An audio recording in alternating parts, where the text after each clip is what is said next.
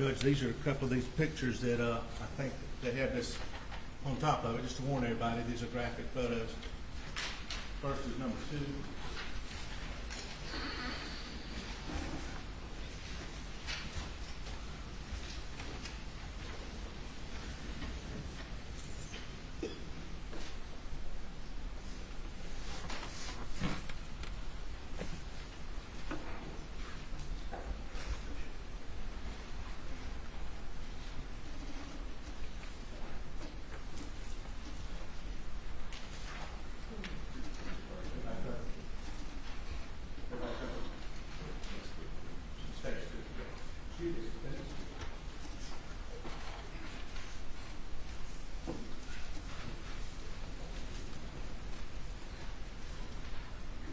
Who's this a picture of?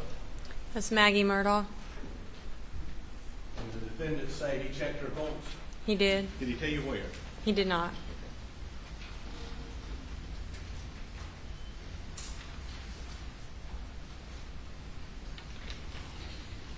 And before I get to it, did the defendant ever tell you he'd been down to the kennels that night in this interview?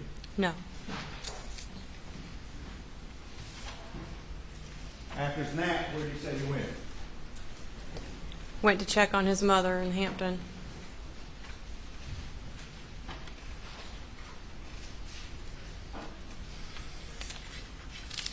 This again, if you keep your computers covered, please. Defense 1.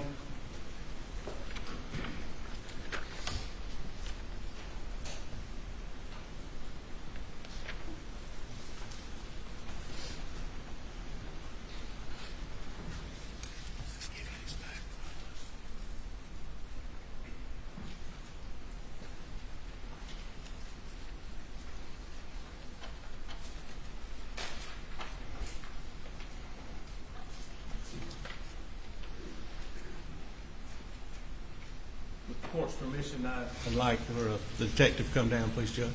Yes.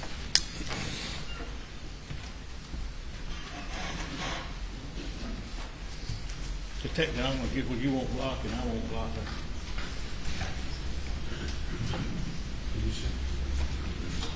I'm going to get back over here.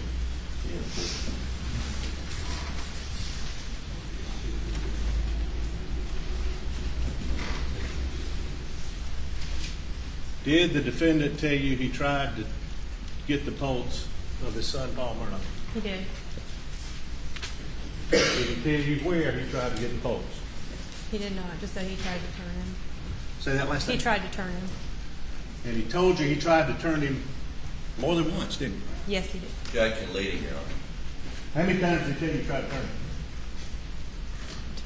Twice. I think you've testified you tried to lift dead weight, right? I have. Can you describe what's around Paul Murdaugh? Blood and brain matter. And if you were to, where's his hands? Underneath his body. If you were to check the pulse of his hands, how would you do it? You would have to try to lift him up and get his arms out from under him. Underneath Correct. and roll it. Correct. By the way, where's his phone? It's laying on the backside of his shorts. Right there. Popped out, he said. Yes.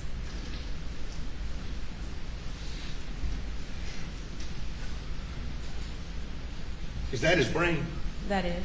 Mr. Harpootlian said blown out of his head. Correct. If you tried to take the pulse at the neck, how would you do it? You would have to try to lift his shoulder to get access his neck. This way? Correct. Whether you're this way or this way. Correct. Either underneath or under the head. Is that right? Yes. Is that right? Is that, Yes. I'm sorry. Mm-hmm. Sorry. Yeah.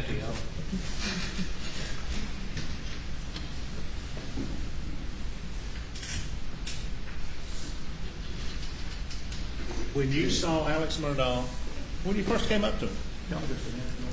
Is she going to sit down? Okay, stay up here. That's fine.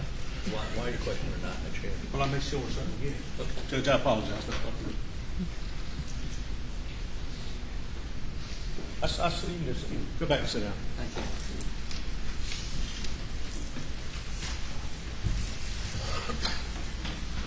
When you first saw Alex Murdaugh at the car, did you observe it? I did. Why? Just to make mental notes of what he was wearing and how he looked. What were your mental notes? That he was clean.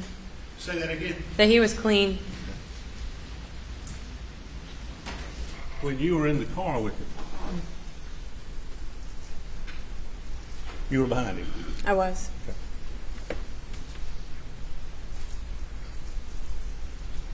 Did you observe his hands? I did. Did you see his arms? I did. And when you were out on the side of the road beforehand, did you see his shirt, I did. his pants, Yes. his shoes? Yes. Now, when you were at this scene, when you first got there, did you see any footprints in the blood? No. Did you see any knee prints in the blood? No.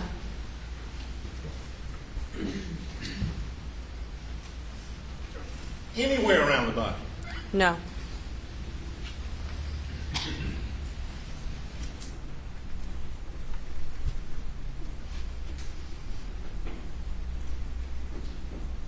Did you look at his shoes? I did. What kind of shoe? Alex Murdaugh shoes. What kind of shoes were they? They were like an athletic tennis shoe. Did you see anything that appeared to be blood on his shoe? I did not. I want you to look at the ladies and gentlemen of this jury. Did you see what appeared to be blood on Alex Murdaugh's hands? I did not.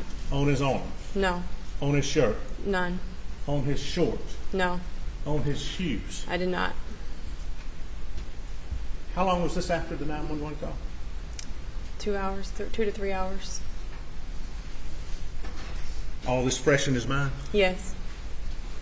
How would you describe the defendant's hands when you saw him when you were interviewing him? How would you describe his hands? They were clean. Clean. How would you describe his arms? They were clean. How would you describe his t-shirt?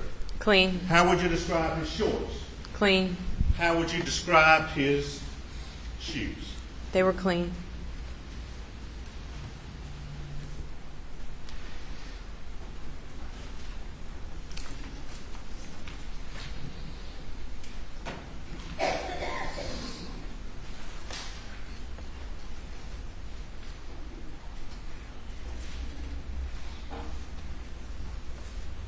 Beg portion, don't.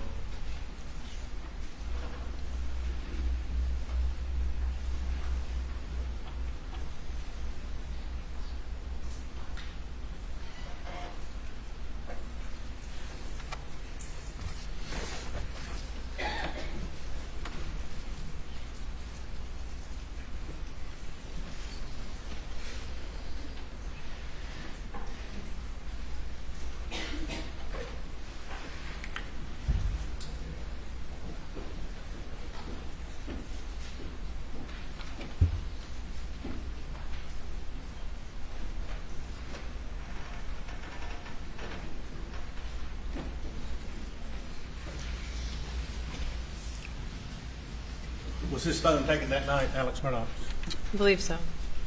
You're not sure? I'm not sure. No, sir. So it may not have been taken. Yeah. Now, you were working with, hey, don't stand up. Miss David Owens, you were working with this lady? Yes. When you, after this interview, did you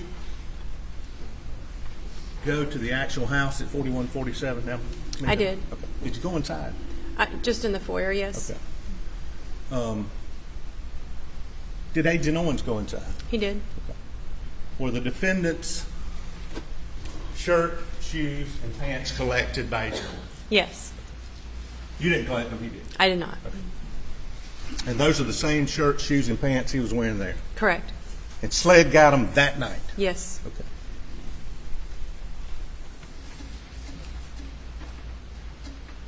After this, did you assist Sled in some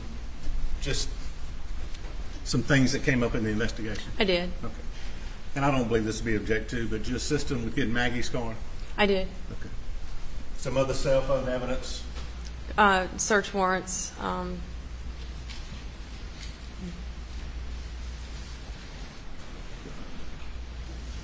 Were there a search of some of the areas that you attended?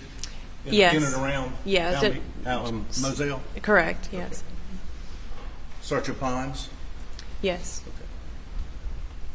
So you assisted SLED at some point throughout this investigation? Yeah, anytime they needed anything from the sheriff's office, Agent Owen could go through me or my captain, whether it was storing a vehicle as evidence or using our evidence bay to process anything.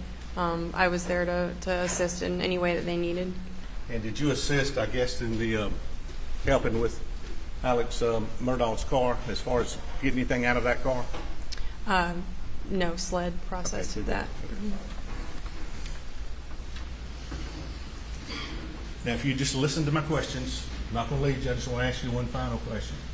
Is the individual in this courtroom who told you he tried to take the pulse of Maggie and Paul, is the individual in this courtroom who told you he tried to turn Paul over, told you that once, twice? Is the individual in this courtroom that you took that statement from, that we saw in this video, in this courtroom, and is the individual you described as clean from head to toe in this courtroom? Yes, he is. Please point him out for the jury. He's sitting at the defense table wearing a grayish-brown jacket and a white shirt. Your Honor, we'd like the record to reflect she has pointed out the defendant, Richard Alexander Murdaugh. It does. Thank you. That's all I have. Ladies and gentlemen, we have you go to the jury room for a break. Please do not discuss the case.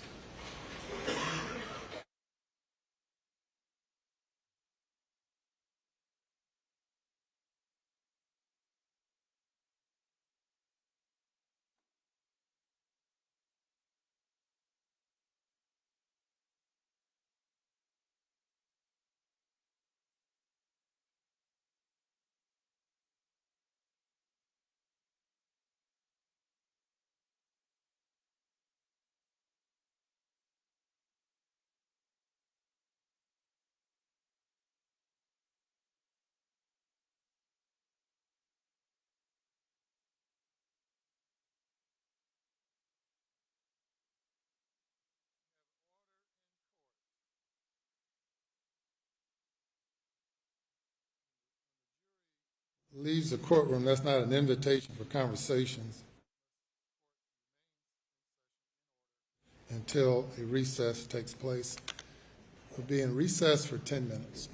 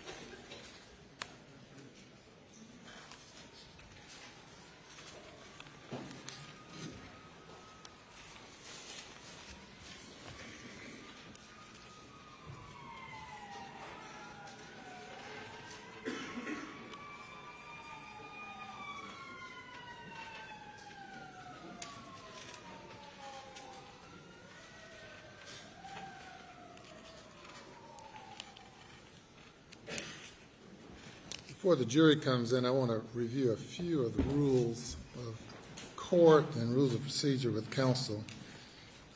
First, Rule 20 of the Rules of Criminal Procedure provides that there shall be no argument on objections unless requested by the court. And that's Rule 19. Rule 19? 18. Rule 18. No argument on objections unless requested by the court. Rule 18, there we go. Rule 18B.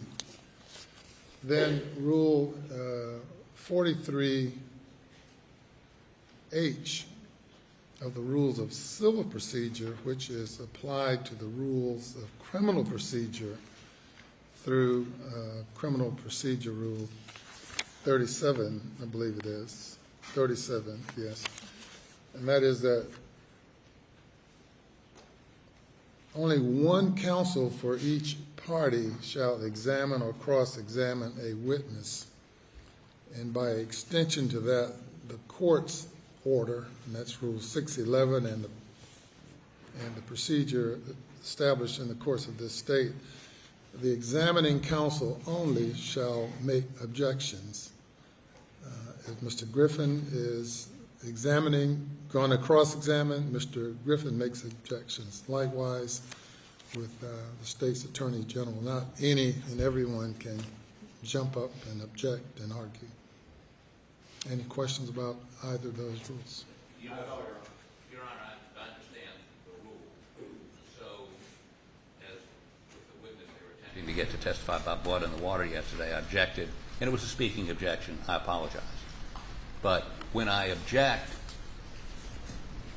will you, and sometimes invite argument, or I'm trying to preserve objections in the record, and I'm just wondering, and since he doesn't get an appeal, that's not his concern, how would you like me to handle that? Well, the objection speaks for itself. If the parties wish to place something on the record at some point in time after a witness after the examination is over, the court will give you that opportunity. But if we have speaking objections, if one party makes an objection and proceeds to argue it through a speaking objection, I give equal time to opposing side. So we end up having a debate rather than that interrupts the trial and all of that. I certainly understand the defense's right to make a proper record, and we'll address that as is needed without there being a speaking objection. For instance, they've listed hearsay, in my opinion, and I object. Should I say objection hearsay or just object? Yes, sir. I can do that. Yes, sir. The legal basis for the objection Okay. only. Not a real advocacy. Yes, sir. Yeah. Okay, I understand. Thank you. All right. Let's bring the jury.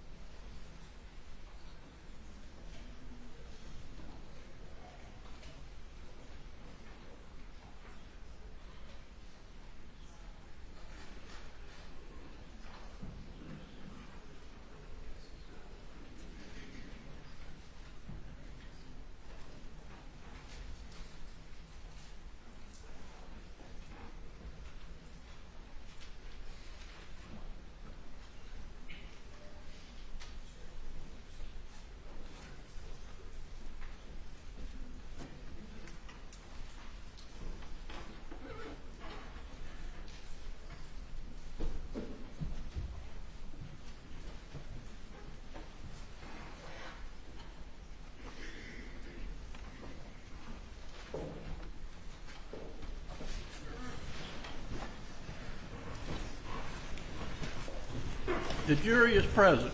Thank you. Cross-examination. Mr. Griffin. Thank you, Your Honor.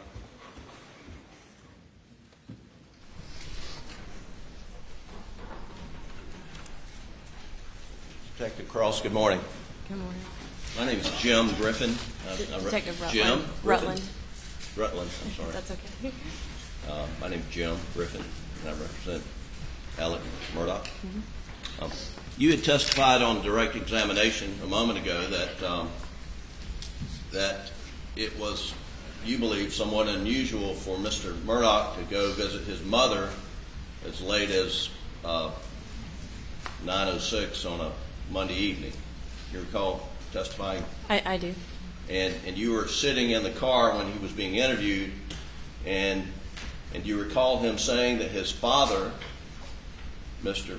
Randolph Murdaugh, had just been put in the hospital that very day, That's correct. and that it was an unusual day because Mr. Randolph Murdaugh was not with Ms. Libby Randolph, and she gets anxious when that occurs. You remember that? I remember him saying Okay. something along those lines. And in that context, you don't criticize a son who goes to visit his mother who has early onset dementia on the very day in the afternoon that the father is admitted to the hospital. You're not here to criticize him for that, are you? No, I didn't criticize. I just made a mental note that was interesting. Okay. And you walked the crime scene when you arrived, and you made some mental notes and observations that you subsequently recorded in a report, did you not? I did. And one of the things that you mentally noted and then subsequently reported was that there was a tremendous amount of blood spatter in the feed room area and around where Paul was murdered. Is that correct? That's correct. And there was brain matter and organic matter all about the place where Paul was murdered, correct? That's correct. And I think you even described that there was matter, that blood that went up to the ceiling and to the door and spatter everywhere, right? That's correct. And you also told the jury that Alec was clean. And you're referring to his shirt was clean, correct? Correct. His shorts were clean, correct? Correct. You remember the litany of Mr. Metters? Shorts, shirts, shoes were clean, correct? That's correct. He was clean, correct?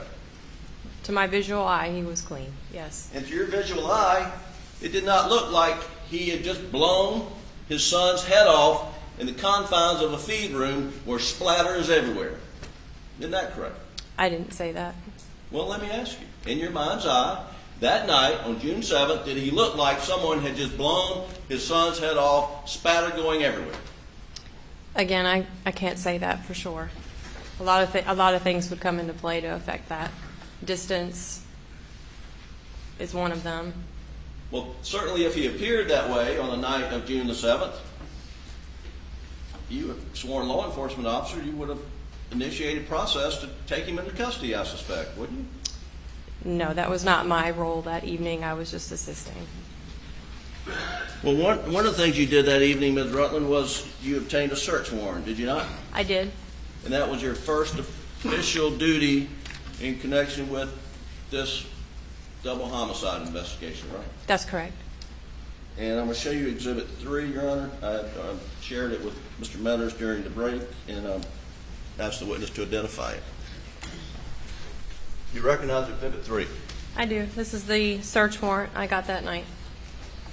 Your Honor, we'd move Exhibit 3 into evidence this time, I believe without objection. No objection. It's admitted. I have it. So, tell the jury, please, Exhibit 3 is, well, first, let's just talk about a search warrant. What is a search warrant? It grants us the right to search a certain item that may be potential evidence in a case. And this search warrant was for what property? 4147 Moselle Road in Islandton, County of Colleton, State of South Carolina.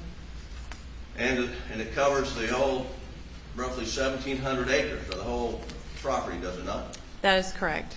And it covers the house, the residence where you went into the foyer, right? Correct. It covers all the outbuildings, correct? Correct. And it covers, and it gives you the right to seize any type of evidence, correct? That is correct. Let me see if I can get Mr. Elmo to work. Can you turn it on, please?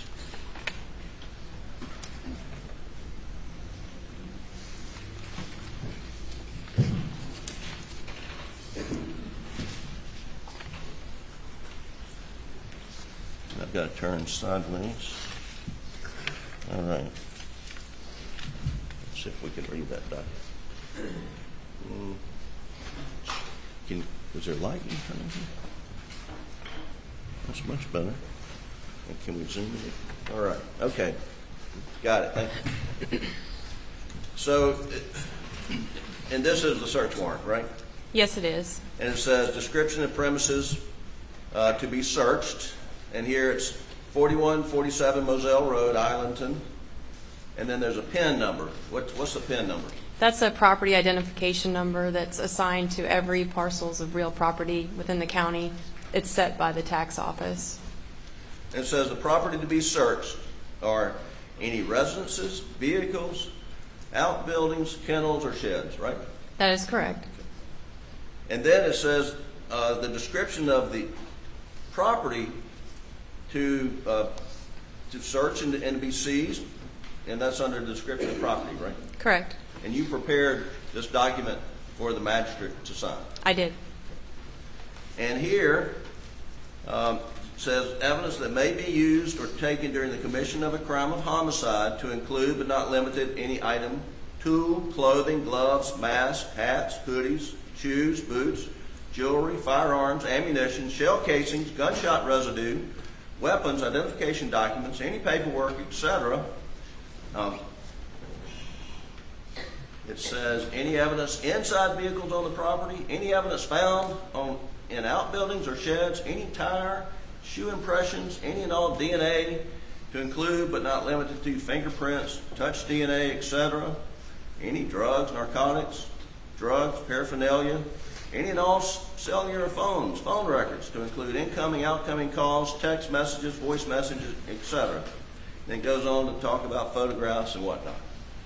It's all encompassing, isn't it? It is. And this is basically as broad of a search warrant that you draft because it's a homicide investigation and it gives you carte blanche on the property of the crime scene, correct? That's correct. And with the search warrant, you have the authority to go in the house and look for unclean, dirty clothes.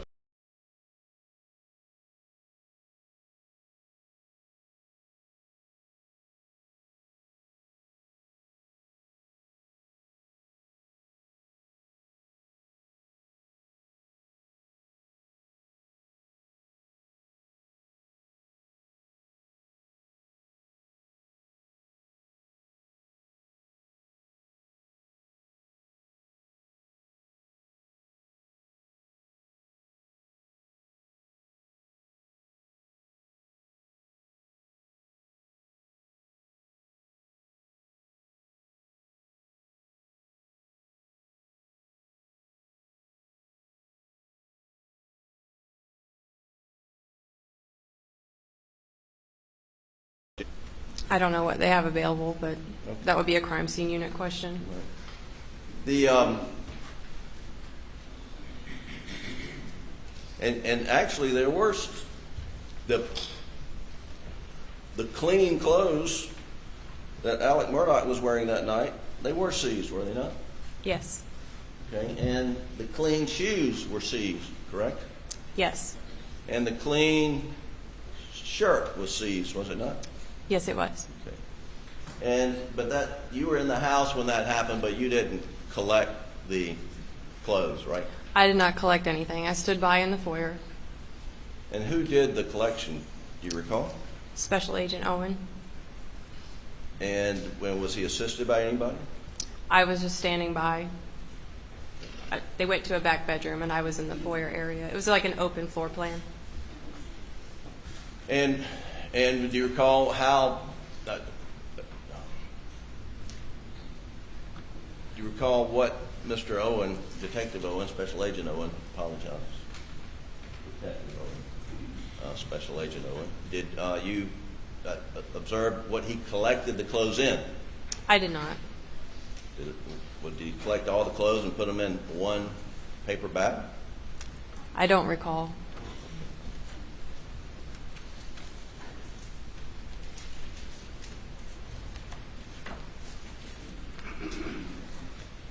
Now, the jury heard the complete video audio of the interview with Alec Murdaugh on the evening, early morning hours of June the 8th, and yet you were asked to repeat some of the things that he said, and I want to, I mean, the tape speaks for itself. I don't want anyone to misconstrue your testimony, so I just want to ask you, are you saying that Mr. Murdaugh tried to turn his son over 2 times on that tape, or that on 2 occasions he described one incident that he tried to turn his son over? The latter, that he explained twice, 2 different times.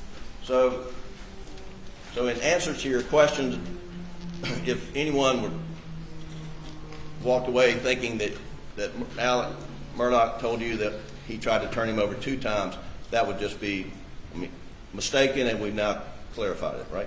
Correct. Okay. Now, you never asked, or Special Agent Owen never asked Mr. Murdaugh how he tried to turn his son over, correct? That's Correct. And so you see Mr. Meadows crawling around on the floor down here as trying to reenact something, but that night he never was asked specifically, what did you do to try to turn your son over, correct? That's correct. We did not ask that. And that night he was not asked specifically how the phone popped out of his pocket while you were trying to turn him over, correct? Correct. And that night he was not asked specifically how far were you able to move Paul, if at all, when you tried to flip him over, correct? Correct. And in fact, did he really even say that I was trying to flip him over to check his pulse? I'd have to check the transcript, but I believe he said something along those lines. Or did he tell you where he tried to check Paul's pulse? He did not. So we don't know from your interview, or Special Agent Owen's interview, how he tried to turn him over, how the phone popped out, or at least how Alec describes it, because he wasn't asked, and where on Paul's body he attempted to check his pulse, correct? Correct.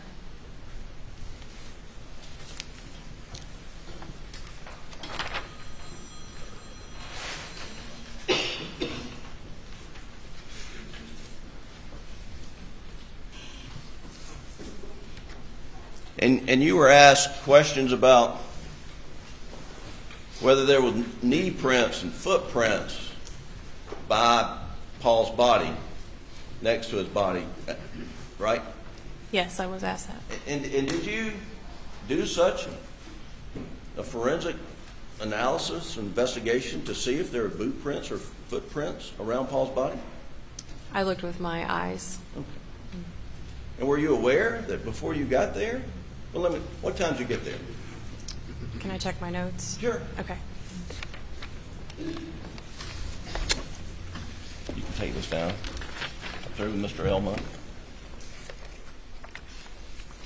think I'm through for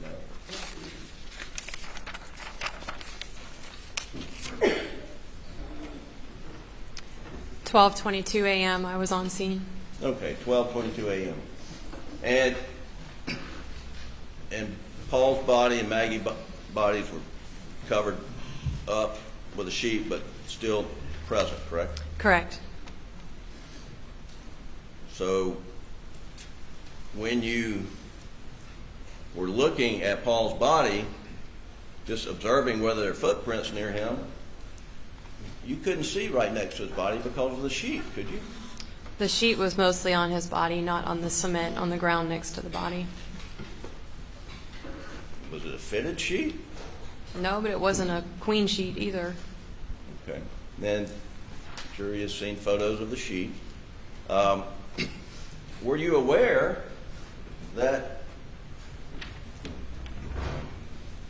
Captain Chapman and others went around Paul's body and lifted the sheet up to see if there was a gun underneath him? Not at the time I was at the scene, no. Well, I take it you did not observe their footprints anywhere in the area either then, right? Not that I recall.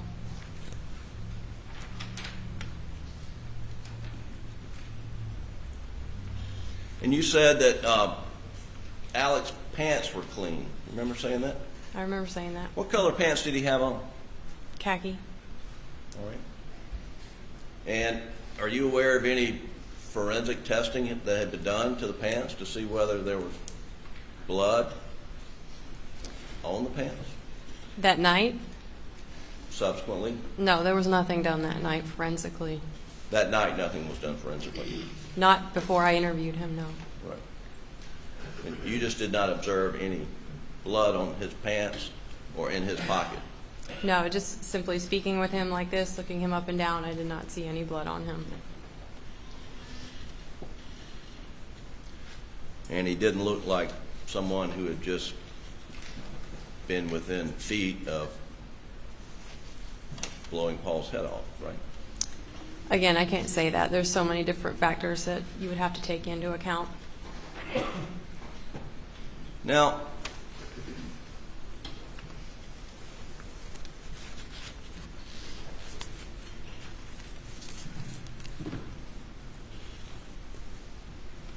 you did a lot more, I believe, that night.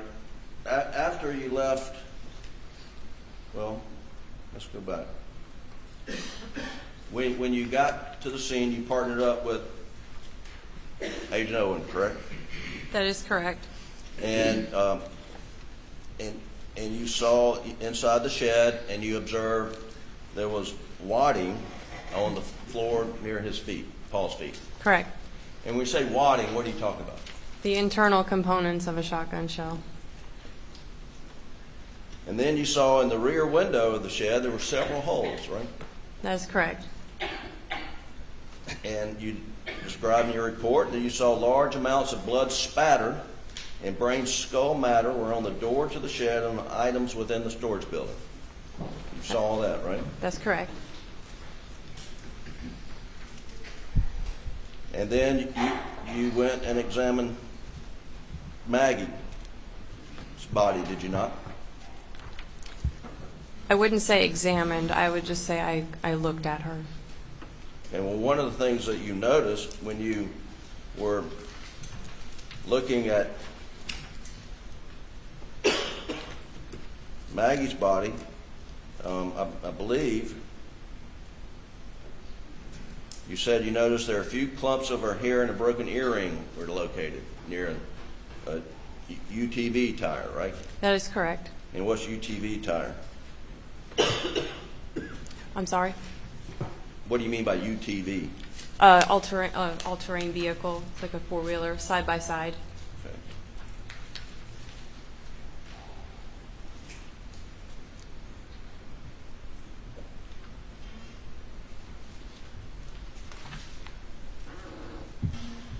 And you talked about these foot impressions that you observed, right? I did. And I said I was done with Mr. Elmo, but I'm not. Can we put these back up, please?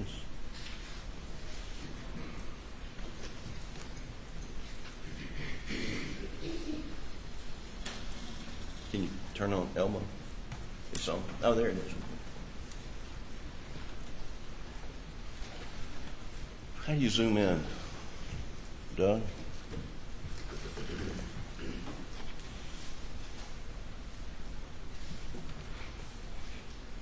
Let's just change the color. Make it light. Okay. All right. I think that's good. Okay, hang on.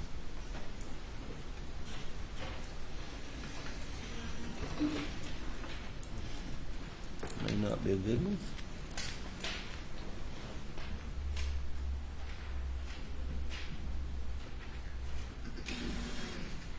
That's okay. Thanks.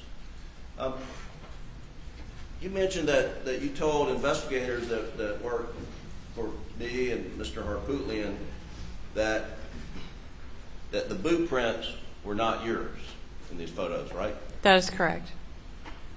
But now you told the jury that the boot prints are yours. That's incorrect. Those are not my boot prints. Okay. Whose boot prints are they? I don't know. Oh, so okay. That's why I get to do this. So, Objection to his comments. Yes, let's pose questions. so you don't know whose boot prints those are. No. All right.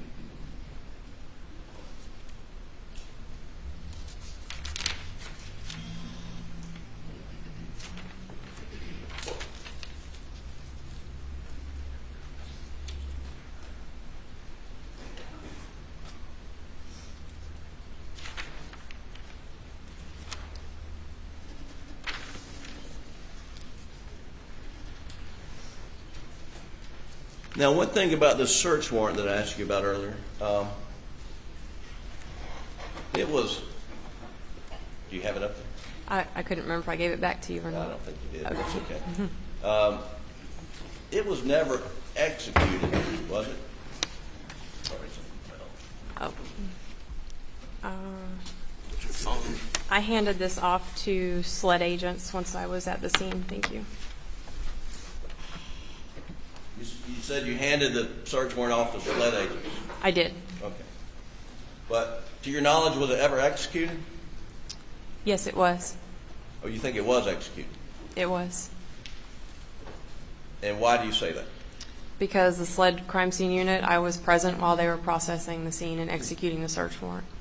And so there are two ways that law enforcement can get access to property. One is through a search warrant, and one's by consent. Is that right? That's correct. Now, are you aware that Mr. Murdaugh gave SLED, Colleton County, any law enforcement, FBI, carte blanche consent to search his property? That wasn't relayed to me. I was tasked with getting a search warrant, so I did. Okay, and once a search warrant is executed, a return is filed with the magistrate who issued it, right?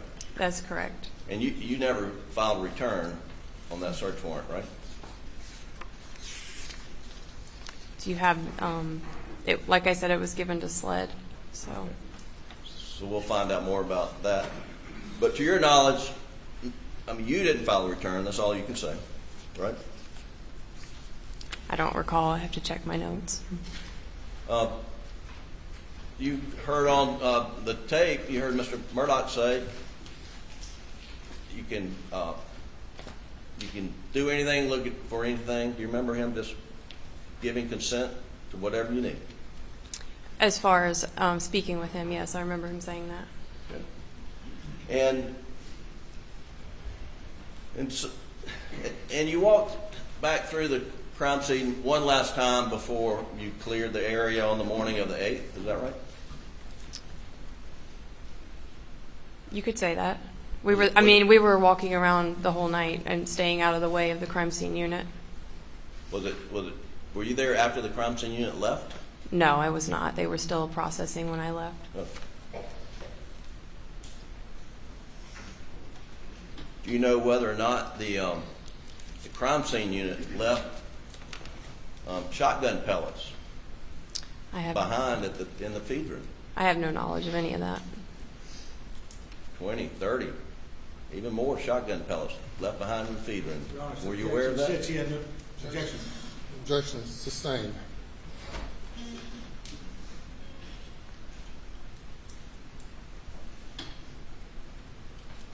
On Thursday,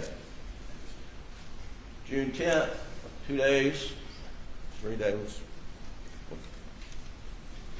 Thursday, June the 10th,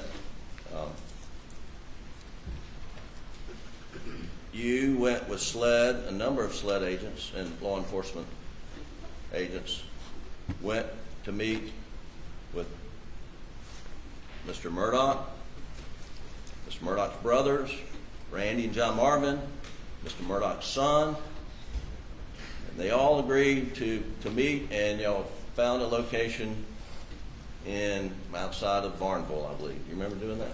I do. I remember doing it. And that was during that. I believe you and a SLED agent interviewed Mr. Randy Murdaugh, correct? That's correct.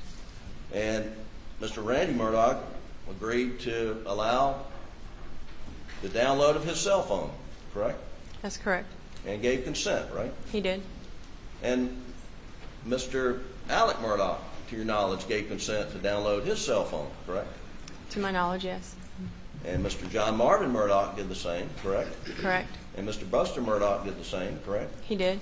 And everyone gave a voluntary interview that day, to your knowledge, right? They did.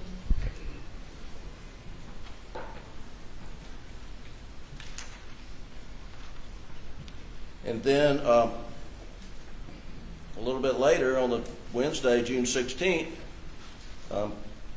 you assisted SLED when they went out to the Moselle property and went diving, searching for, well, let me ask you. When you assisted SLED dive team, or did you assist SLED dive team on June 16th, 2021? I did. And with a search of the Moselle property, focusing on waterways, ponds, the Salkehatchie River access points for evidence from the crime, correct? That's correct. Were you looking for the firearms that were used to murder Maggie and Paul? We were looking for anything that could have been linked to their murders. And then you utilized ATVs and canvassed the entire 1,700 acres of land. I did. That was my assignment that day. And once again, that was done with consent by Mr. Murdaugh, correct? That is correct. And then went back the next day and dove another pond on the property. You remember doing that? I didn't dive, but I was standing by, yes. You were there? Yes. And again, that was with consent, right? Correct. And then you were given consent, and you did a search of a white F-250 pickup that Paul normally drove, right?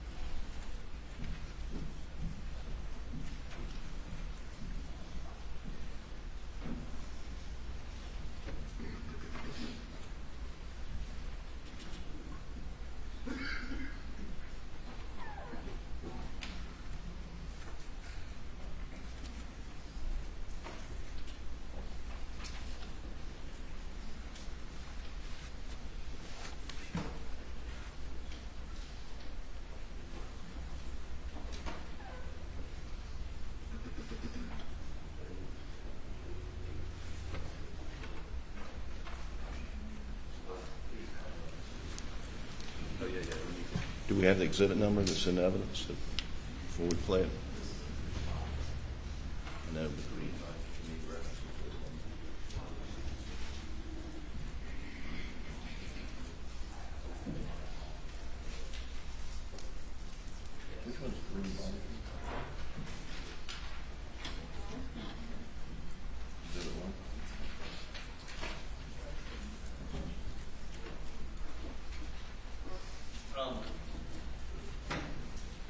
Your Honor, we're going to play a portion of Exhibit 1. We need to cover our screens. It is a portion of sensitive matter.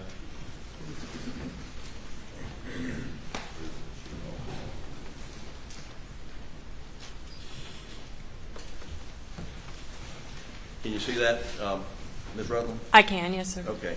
Well, let's just stop right there. You see how far that sheet is on either side of Paul's body there? At this point in time, yes, I see how it looks. Is that roughly how far it was across Paul's body when you got there? No, because I could see the top of his head. Well, I'm talking about the width of his body. Was it that far across? I don't recall how it was because I could see parts of his body, but it was still on him. Okay. Will you go ahead and play?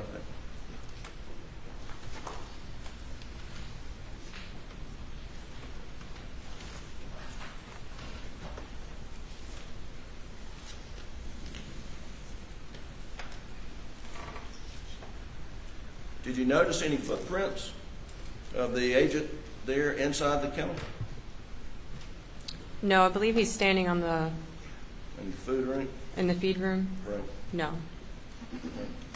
but it was starting to rain.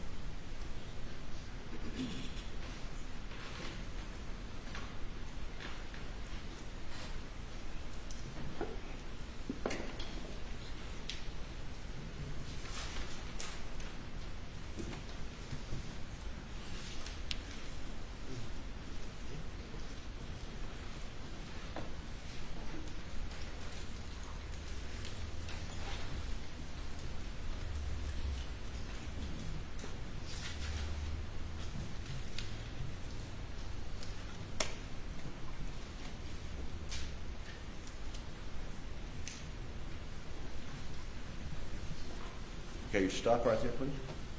Can you back it up just 5 seconds? Yeah, play it. Okay. As soon as it goes down, a little bit further. All right, please stop. Was that how far across the sheet was when you observed Paul's body? I don't remember. Like I said, when I got there, there was SLED agents as well as deputies standing around the scene, and I wasn't sure what had happened before I got there. I don't recall how the sheet was. Well, was the sheet on Paul's body the entire time you were walking the crime scene? No, eventually it was removed when the crime scene unit was ready to process his body. And I just want to clear up. When you said Alec was wearing khakis, were you referring to shorts or long pants? Shorts.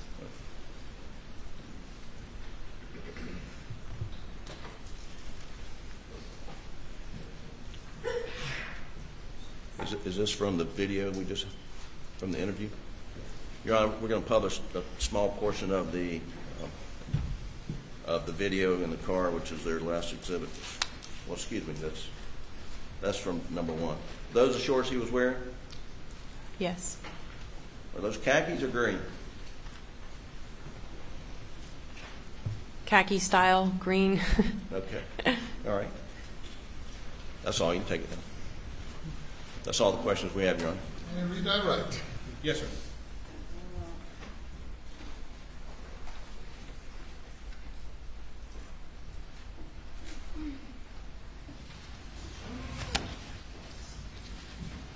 Mr. Griffin asked you about some things you did after your interview the following days, He did. and you had mentioned a search warrant was executed. Were you working with SLED after June 8th? He's asked you about them. And did you work with them in executing search warrants, I did. specifically on June 9? And who were you working with? Special Agent Owen. And I think did Mr. Griffin ask you, there was a truck on the side of the road that went back to her brother John Marvin? That's correct. So that was the white truck Yes. that was on the side of the road? Yes. And who did it belong to? John Marvin. Okay, and that was off the property of Massell? That's correct. Okay. So that has nothing to do with this case as far as suspect and this killing, does it? No, it did not. We processed to rule it out. What was that last thing? We processed it to rule it out. Okay. And he asked you about meeting with these folks and them talking to you. You were working with SLED doing that, weren't you? I was. SLED was investigating this case. Yes.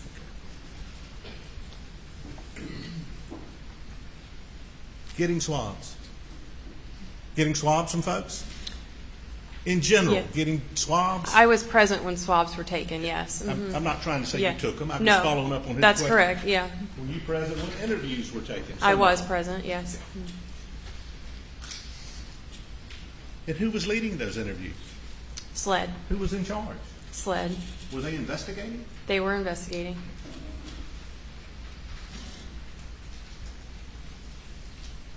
Did you assist SLED with the initial timeline on phone calls? I did.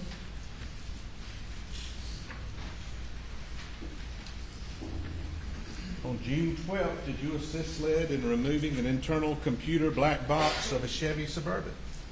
I did, by standing by. On June 14th, did you assist SLED in obtaining a search warrant for Maggie Murdaugh's Mercedes? I did. And was Lieutenant Gant in charge of that? He was. And Was SLED investigating? SLED was investigating.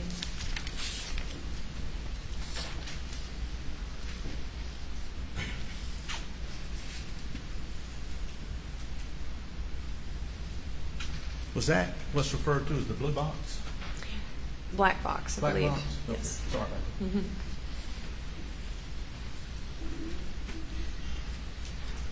Were you with SLED when Maggie Murdaugh's Mercedes was towed? I was. Did y'all have a search warrant for that? We did.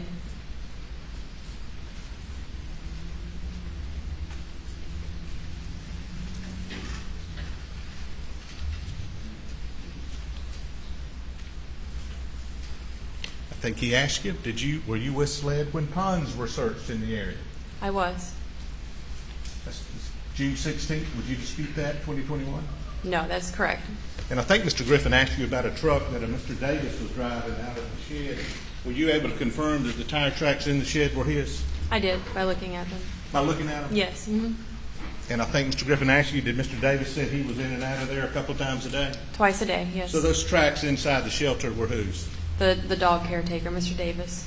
And I think he asked you about water. Just remind me, the night you were there, did you see water around the bodies? I did.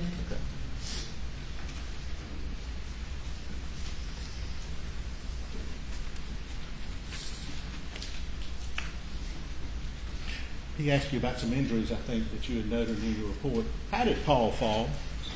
Face down at an angle outside the feed room. On what? On his hands and arms. Okay. But his face hit what? The gravel.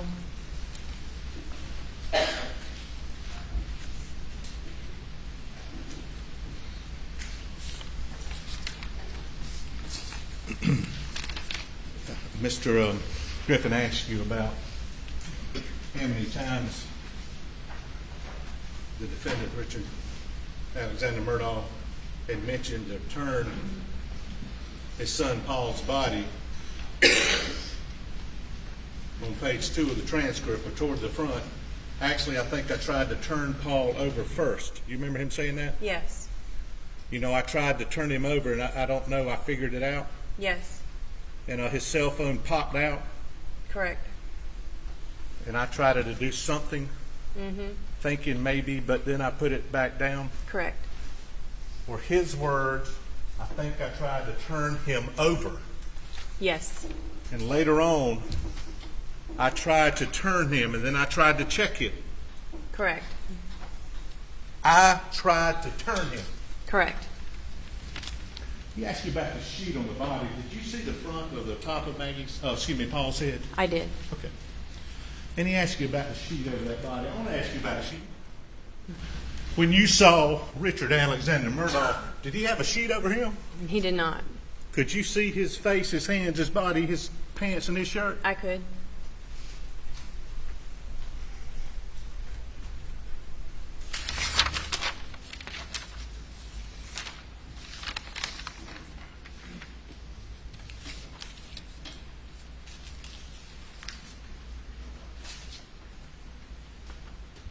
Did he look like somebody who just changed his clothes? Yes. Objection, Your Honor. Basis for the objection. No basis for that opinion. Response, Mr. Meadows. I couldn't hear what he said. I'm No sorry. basis for that opinion. Did those clothes appear to be fresh, They did. like they just come out of the laundry?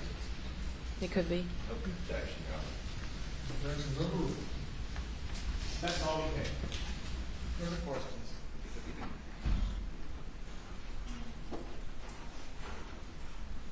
Very briefly, Your Honor. Detective, it was raining that night, wasn't it?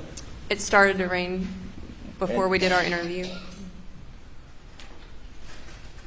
Can you put up that photo of his shorts and shirt that we saw a minute ago?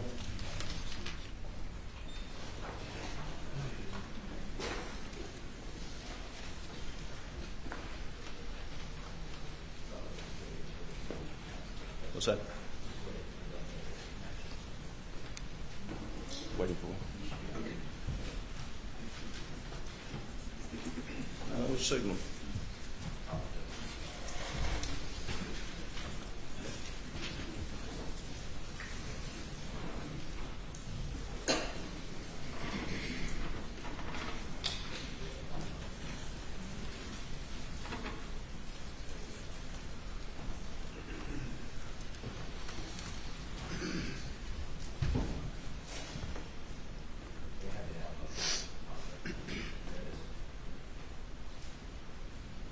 No signal.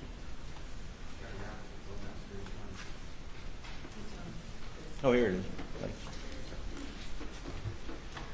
So these are the clothes that you saw him wearing sitting in the car? Correct. And it's your testimony those clothes look like they're freshly washed? He's sweating and they are dry, so I would say yes. Okay. Thank you. You may step down. Call your next witness. Delilah Cericion.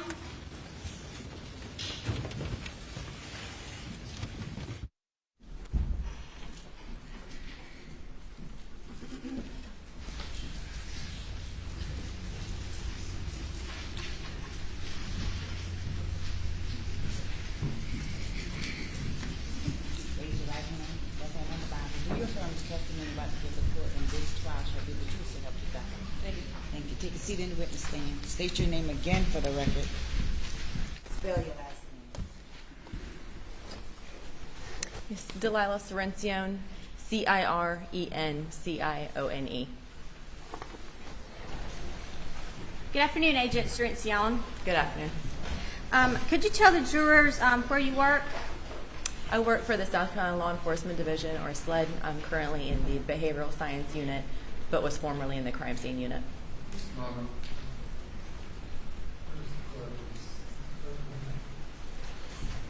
did you tell me that the mic cannot be turned up more and it cannot be moved? It's fixed? Is that better, sir? Yes. Okay. May we proceed? Thank you, Your Honor. From what time or what dates were you working in the SLED Crime Scene Unit? I was with SLED Crime Scene from 2017 until 2022 in October. So on June 7th of 2021, you were working with SLED Crime Scene?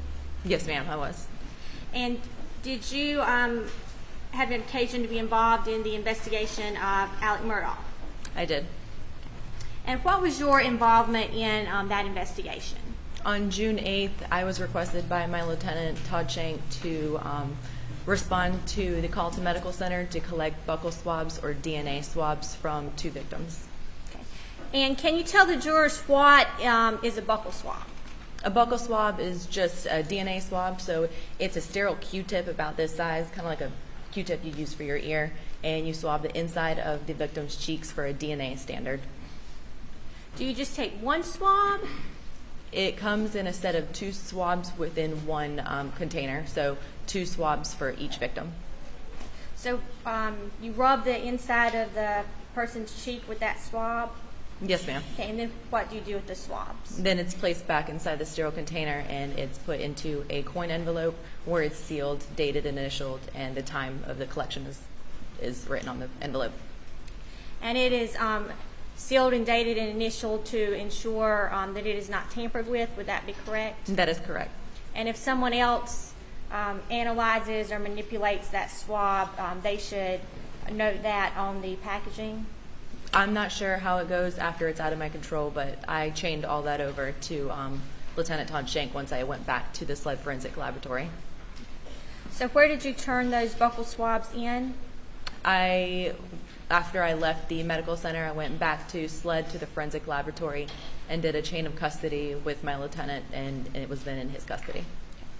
And going back, just to be clear, who did you collect buccal swabs from? 1 female victim, Margaret, and 1 male victim, Paul Murdaugh.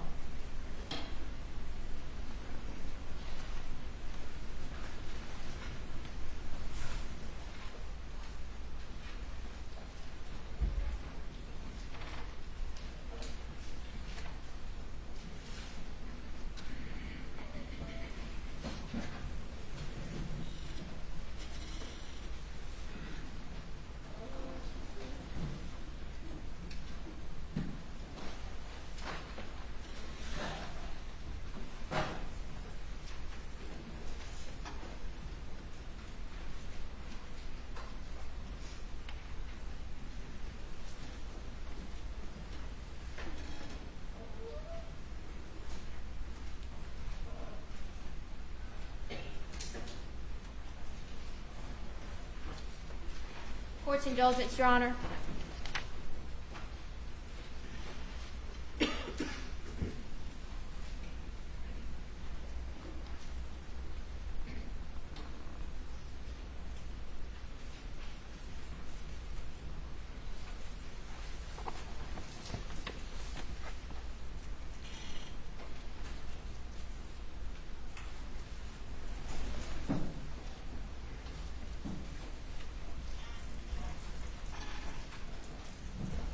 Ladies and gentlemen, let's stand for a moment.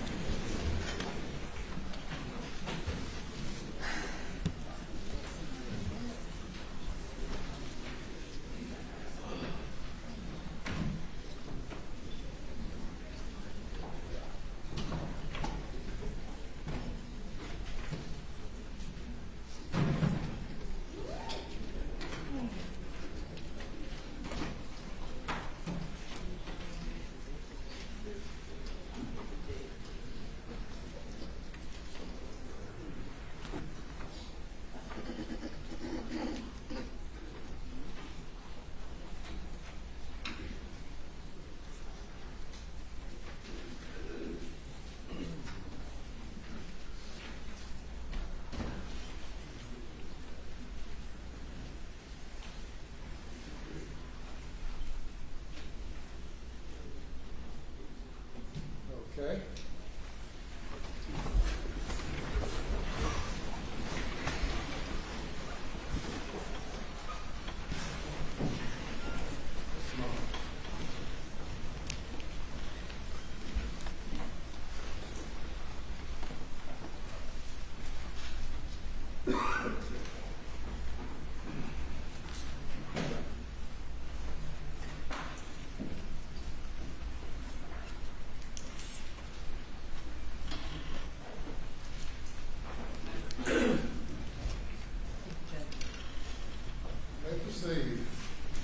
Thank you, Your Honor.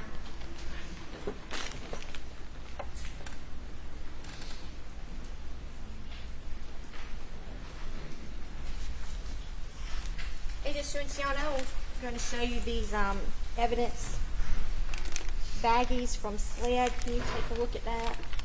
Yes, ma'am.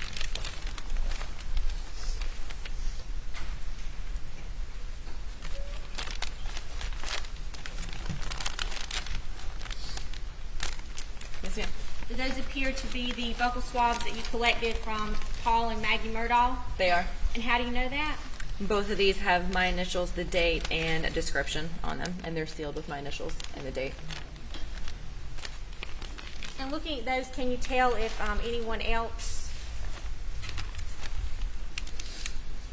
Yes, ma'am. There's a additional lab number, an item number, and 2 other initials on them. So once you collected those, it would appear that someone from the lab performed analysis on those swabs. Yes, ma'am. Thank you.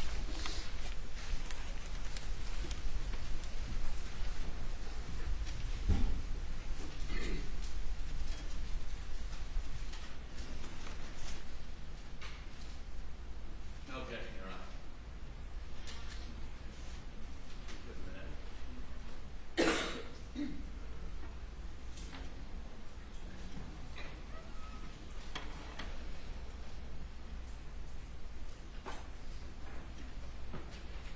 Your Honor, at this time, I would offer State's Exhibit 102 and 202 for identification purposes only, as State's Exhibit 202, 201, being a buccal swab of Paul Murdaugh, and 202 being a buccal swab from Margaret Murdaugh.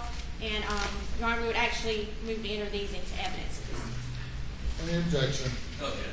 They're entered into evidence as those exhibit numbers. Thank you,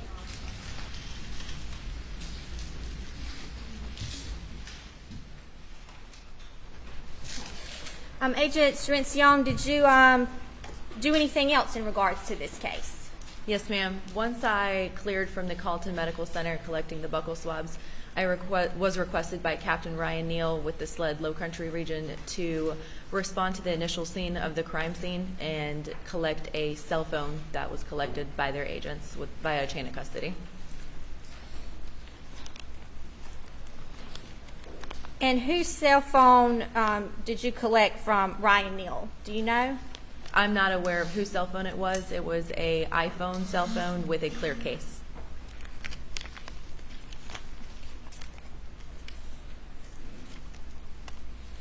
And what did you do with that cell phone when you collected it?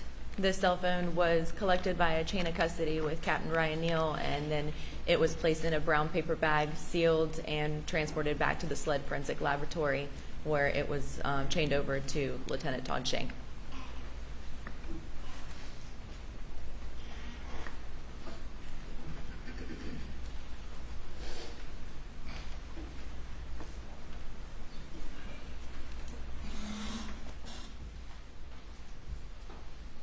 No further.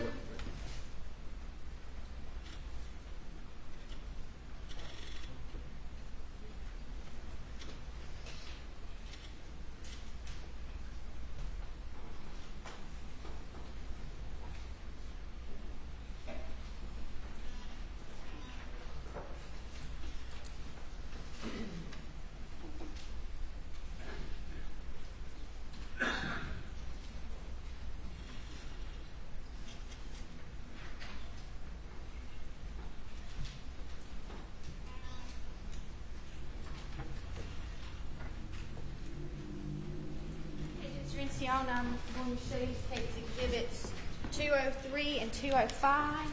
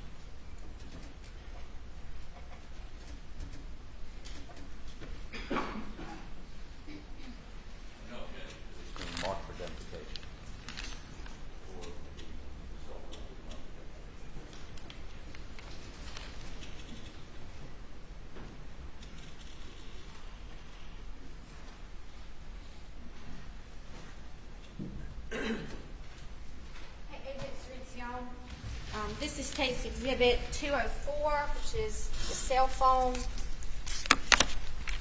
along with a paper bag here.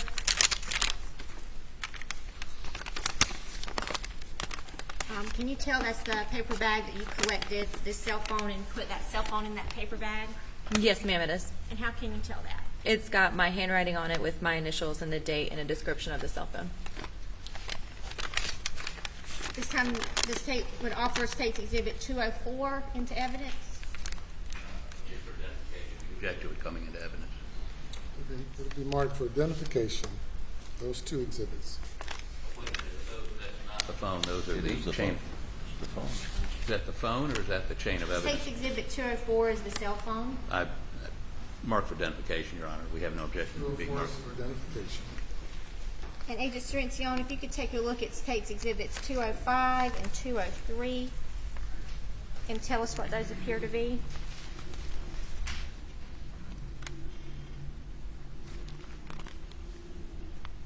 Both of these are chains of custody from myself to my lieutenant at the time, and from Captain Ryan Neal to myself, and then from myself to Todd Shank. They're both for the cell phone as well as the buccal swabs. So those forms show where you collected or received the buccal swabs in the cell phone. Is that right? They're a chain of custody, yes, ma'am. Thank you. Nothing further at this time, Your Honor. Yes.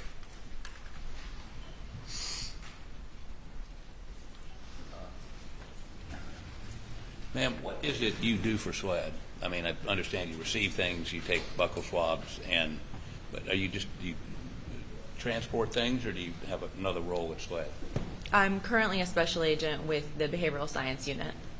Okay. At this time, in June of 2021, what were you doing? In June of 2021, I was a agent with the Crime Scene Unit. With the Crime Scene Unit? Okay. Yes, sir. You help process crime scenes. Yes, sir. I respond to the state and process crime scenes, collect evidence, document evidence, write reports, and so on, and testify in court proceedings. And did you do any crime scene processing other than receiving these items in this case? No, sir, I did not. Okay. So, what happened to, where's that cell phone? All exhibits, once they've been marked for identification, they remain with the court reporters.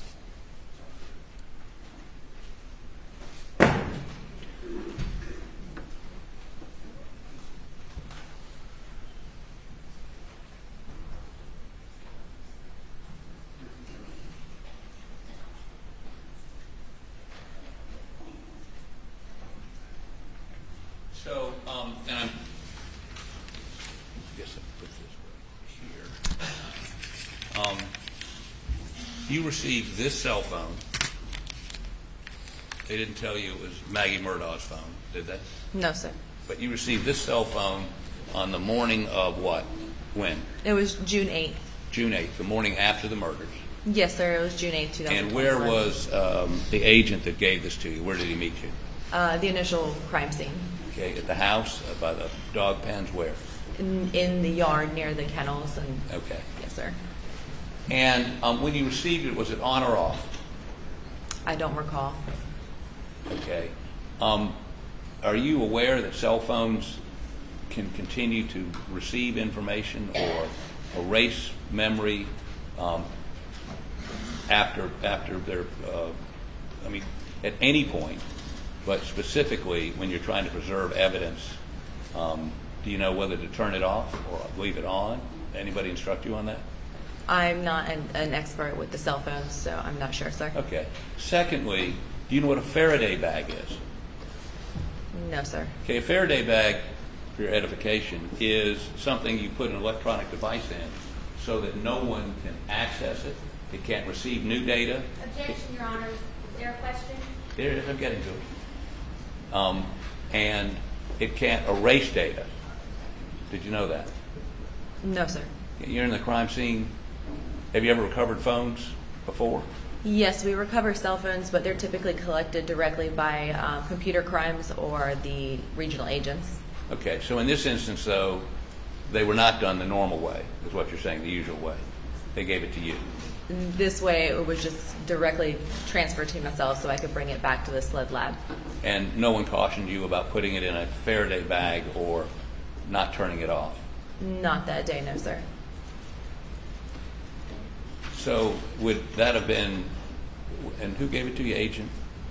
Captain Ryan Neal with SLED Low Country. Okay. And he just handed it to you, and you put it in a brown paper bag, correct? Yes, sir. And you don't know whether it was on or off? I don't recall. And there's a passcode in this bag with it. Do you know where that came from? I wrote the passcode that I was given on the brown paper bag. Okay. And then somebody else wrote it on this piece of paper? I did not write it on that piece of paper. Okay. Just to be clear, you were not asked to handle this cell phone any different than if you'd been given a can of pork and beans to put into evidence, right?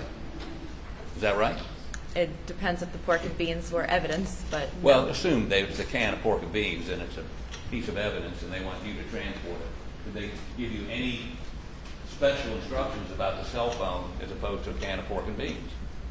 No, sir. The cell phone was collected using gloves and directly placed into the brown paper bag, sealed, initials, dated, and a description was written, and it was transported straight to the forensic lab for processing. And you don't know whether it was open, whether it had been shut down or was still on? Not to my knowledge, no, sir. Can I put this back in the paper bag so I don't drop it again? Sure. Thank you for the indulgence. 1 moment.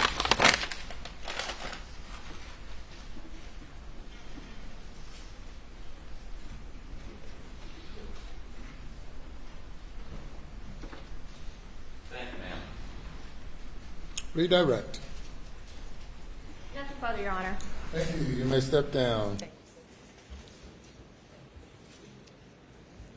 And you may call your next witness. Do you have another witness available at this time? Yes, Your Honor. All right. You may approach. Started, Your Honor. Melinda Worley.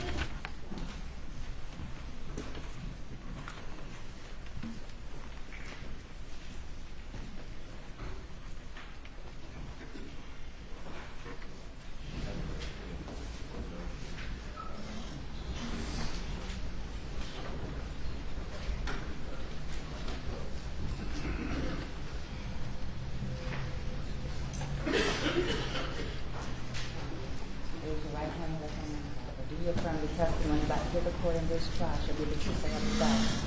Thank you. Take a seat in the witness stand. State your name again for the record. Spell your last name.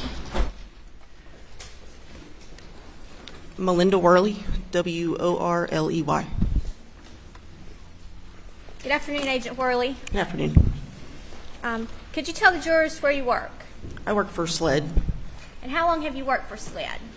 since August of 2011. And what is your current position at SLED? I'm currently a senior criminalist in the latent print unit of the Forensic Services Lab. Can you tell the jury a little bit about your education and training and other experiences at SLED that have led you to this point? Sure. I have a Bachelor's of Science degree in anthropology from the University of Tennessee at Chattanooga, a Bachelor of Science degree in Forensic Science from Mercyhurst College, a Master's of Science in Forensic Science from the University of Florida. Along with the master's degree, I also received a graduate certificate in forensic death investigation. I started at SLED in 2011 in the crime scene unit as a special agent. I followed through the training program that SLED provides in-house. I finished that, I believe it was July of 2012, and at that point I was able to take cases as a crime scene agent. But shortly thereafter I also started training in the discipline of footwear and tire tread examination. I finished that training in March of 2014, and so then I was doing crime scene and footwear and tire cases until August of 2022. I transferred out of the crime scene unit to the latent print unit. I also switched from being a Class 1 law enforcement officer, I was a senior special agent, to a Class 3 law enforcement officer, so now I'm a senior criminalist and a footwear and tire examiner. And so, I mean, as far as crime scene goes, can you tell us about any special training that you have pertaining to crime scene specifically? I've taken several courses in bloodstain pattern analysis, shooting reconstruction, archaeology, forensic archaeology, and clandestine graves, photography. And back in 2021, you were a crime scene investigator, is that correct? That's correct. And now you are in the footwear and tire examination, is that correct? That's correct. Okay, and what would be the appropriate title for that? Footwear and tire examiner. Okay. And what other additional qualifications do you have to examine footwear and tire impressions? I've taken 2 40-hour courses related to footwear, and I've completed approximately 50 footwear cases since I was completed my training in 2014. I've testified as an expert witness 9 times, qualified. Is that in state court? Yes, ma'am. And you said about how many, I guess, cases have you had where you have examined footwear and tire impressions, if you could give us an estimate here? As far as the actual scenes I've worked with that had footwear, or just in general footwear? In general. I think it's around 50 cases. Your Honor, at this time I would move to qualify Investigator Whirley as an expert in footwear and tire examination. Says the defense.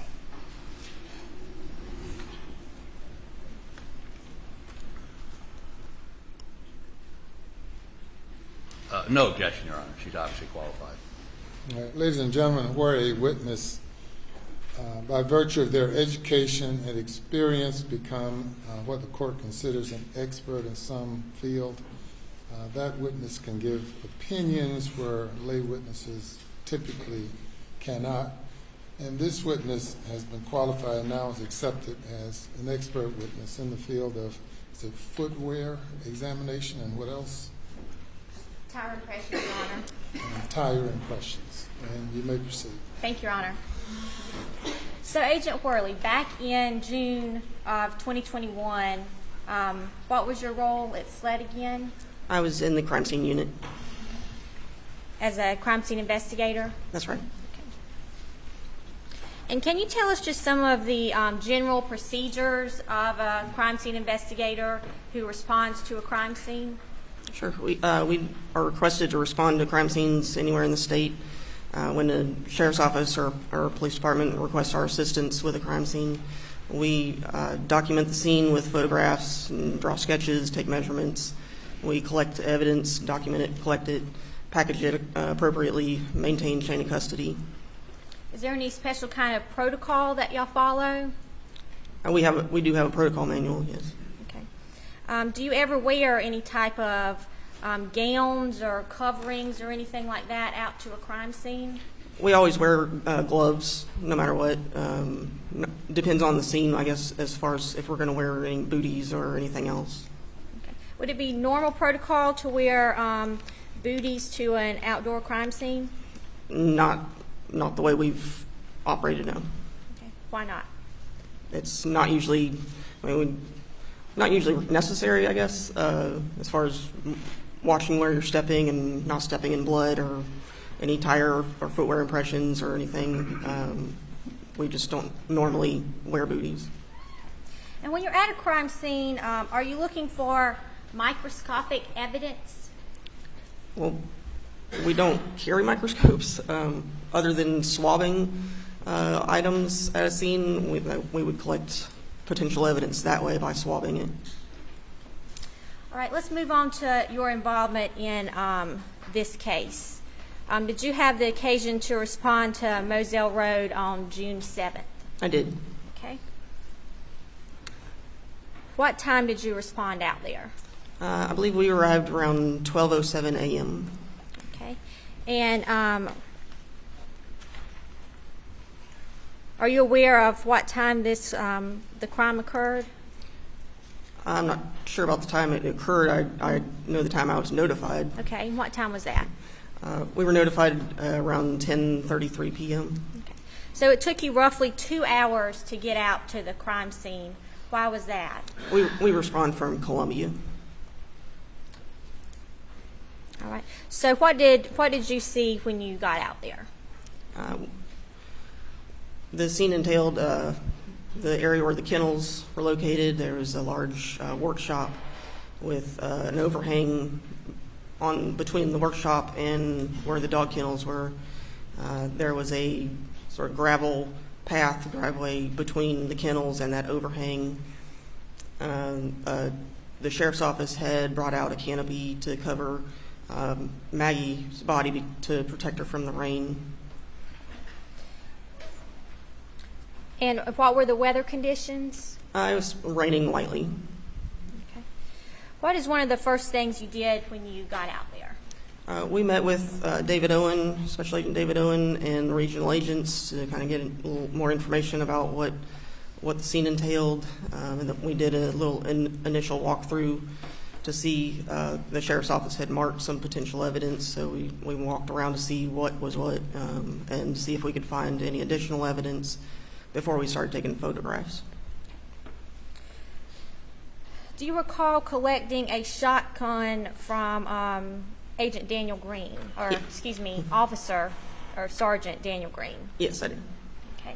And how did that occur? He had maintained custody of a shotgun and needed to transfer it to me. So he brought it over to my truck and we put it in a gun box. We took photographs of it and rendered it safe. Was that gun loaded or unloaded when you took custody of it? It was loaded.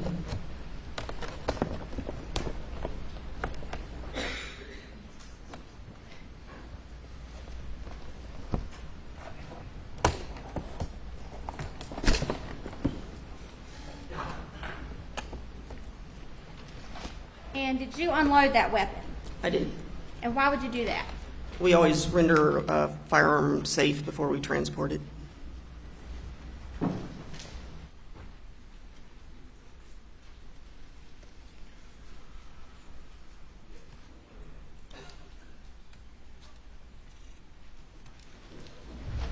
Agent Corley, I'm going to show you what's already been entered as Tate's Exhibit 4, along with the rifle, or excuse me, shotgun that was collected.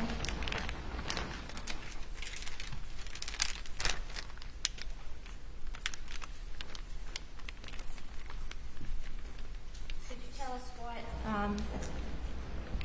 what you have there? It's one of the 2 shot shells that were in the shotgun. And that's a shot shell that you unloaded from this gun?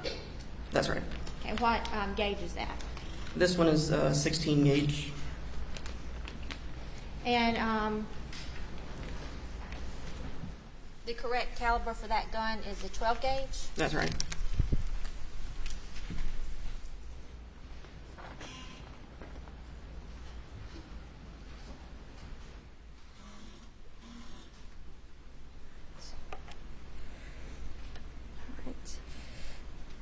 Since Daniel Green collected that gun, did you take a buccal swab from him?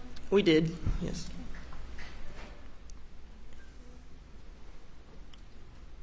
And why would you do that? In case his DNA was on the firearm, we would need to eliminate him or know that was his.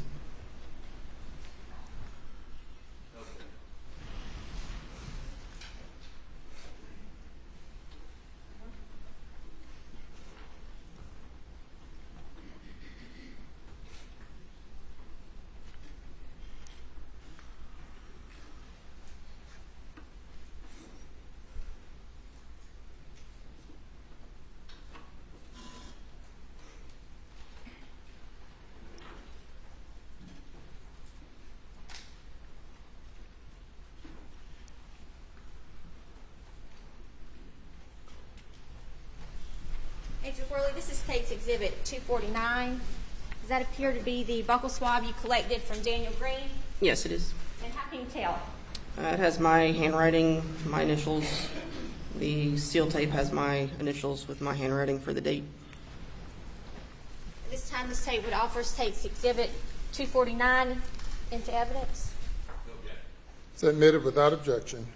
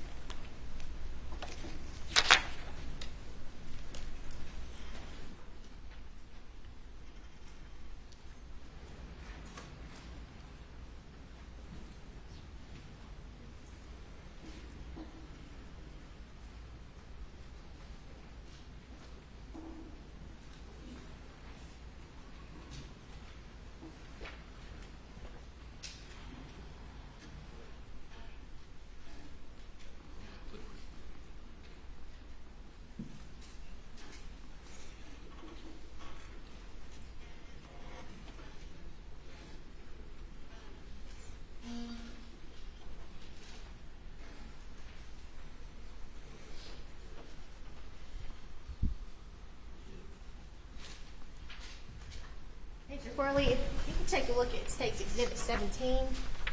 Do you recognize what is in that picture? I do. Is that a true and accurate representation? It is. Your Honor, this time I'll move State's Exhibit 17 into evidence. Would you identify what it is before we do that? I mean, no objection, no objection, no objection. What is it? It's the shotgun that I took custody of, and the 12 gauge and the 16 gauge shot shells that I removed from the shotgun. It's admitted without objection. And if you could, for the jury,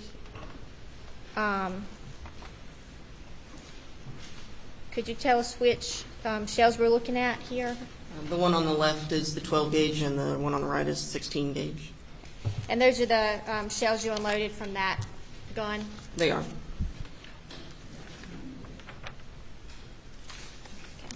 And you described the crime scene.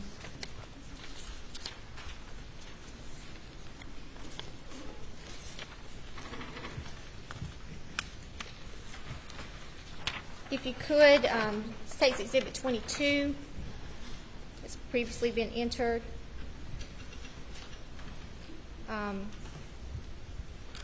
Could you describe that to the jury?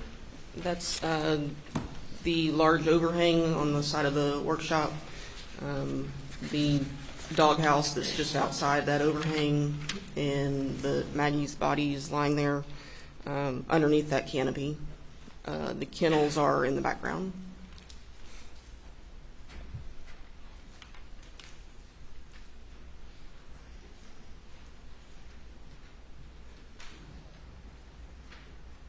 How did you discover Paul's body or observe Paul's body? He was, when we arrived, he was still covered with a pink sheet, but we could tell he was lying face down just outside the feed room.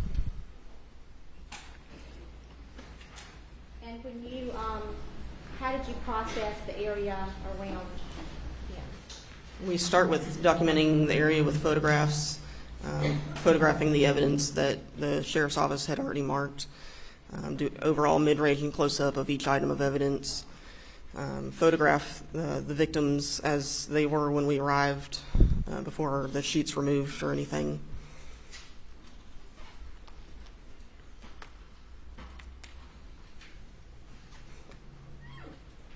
This time I'm going to publish Tape's Exhibit 24, which is a sealed exhibit.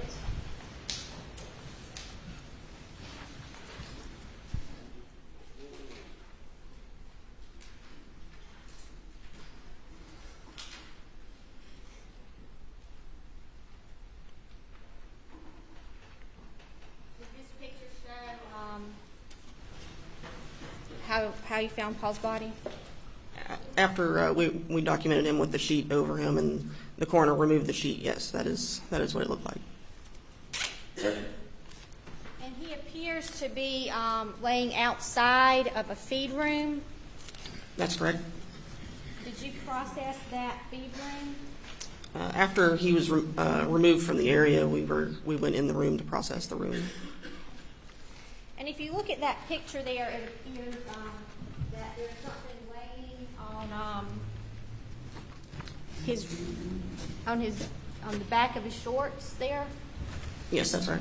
And what was that? I was told it was his cell phone. This takes Exhibit 25. Do you recognize that picture? Yes. And what is that? That is the cell phone on the back of his shorts. This time the state would move to take Exhibit 25 into evidence. It's admitted.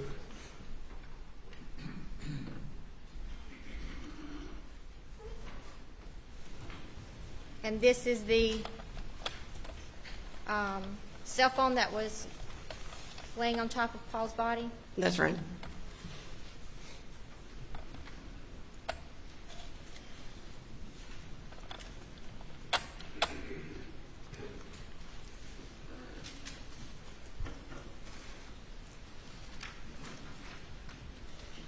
Now, did y'all process the inside of the feed room? We did.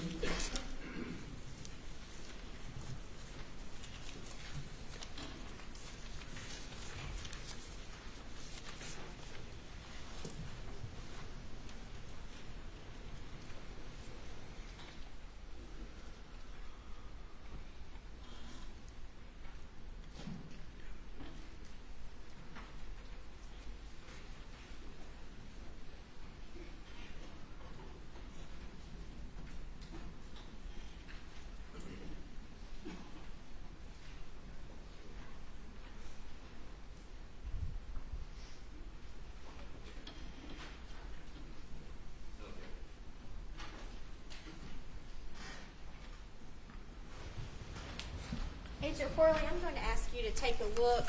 It takes Exhibits 26, 27, 28, 30. If you can.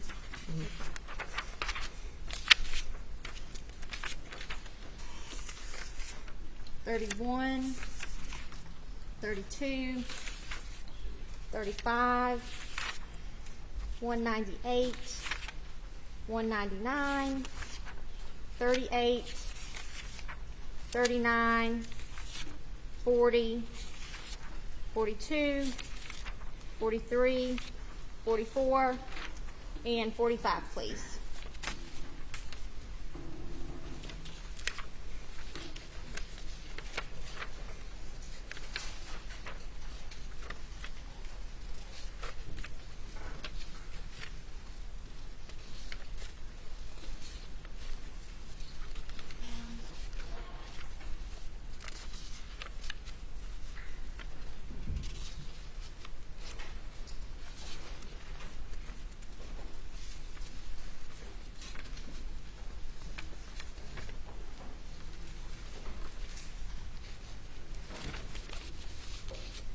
Agent Worley, in general, what are those pictures of? They're all taken inside the feed room. A lot of them are footwear impressions.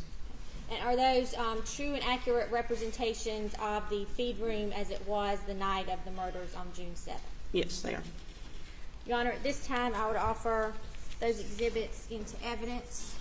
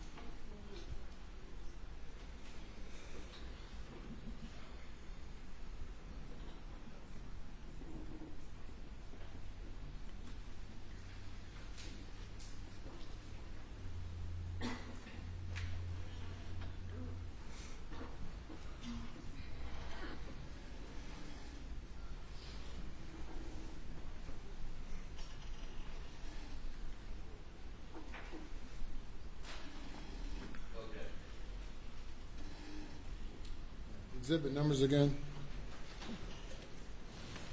Your Honor, that takes exhibits 27, 26, 30, 28,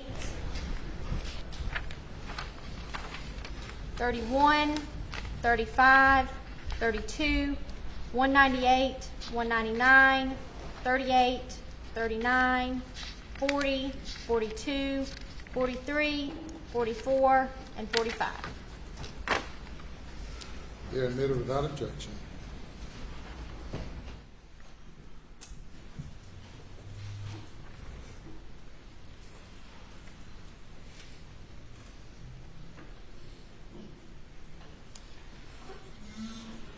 Agent Worley, this takes exhibit 27.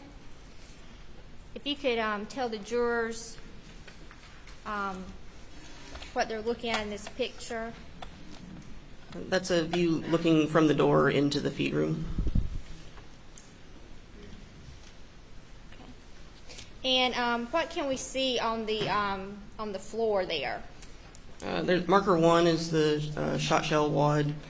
There's also suspected blood and tissue, possible pieces of skull on the floor. Okay. And then looking back at that window. There were several bullet defects in the window in the glass. And it takes exhibit 26.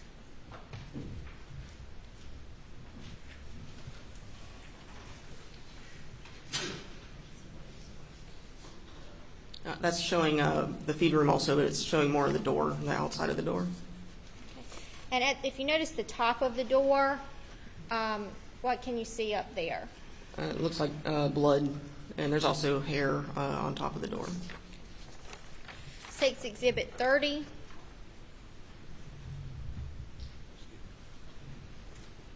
That's behind the door to the feed room. Okay. And what's back there? There were two 12-gauge shot shells on the fired shot shells on the floor behind the door, and also there was hair behind the door.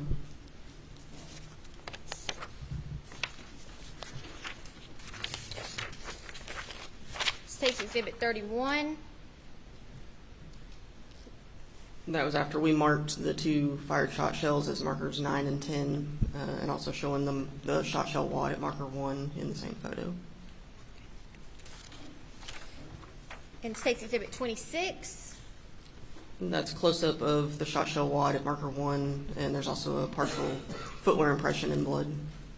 And do we see some little round pellets there? Yes, there were pellets on the floor.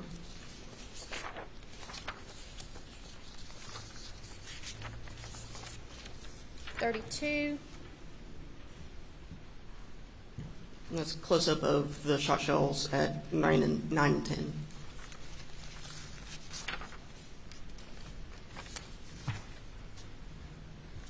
Were those shot shells collected? Yes, they were.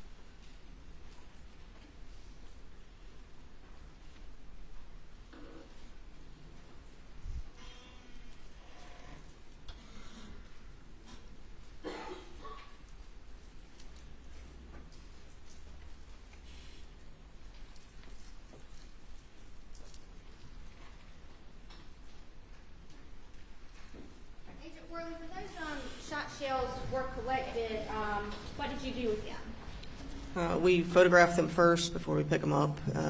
We packaged them, write the information on the packaging as to what it is, where it came from at marker 9 and 10, date and initial, and time it was collected. And were they submitted to the lab and placed in these big plastic bags? I transferred him to a crime scene lieutenant. I'll ask you to take a look at these for me.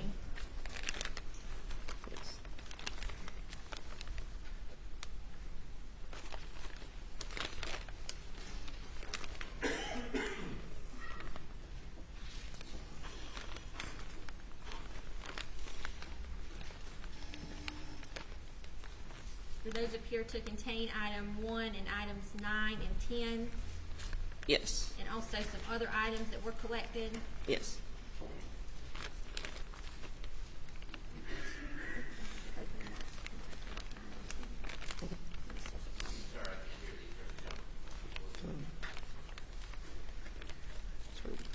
I'll wait to open them.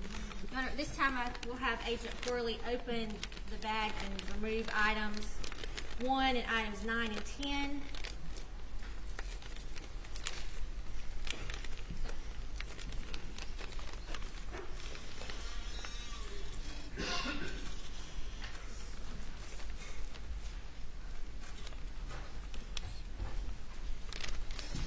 Thank you.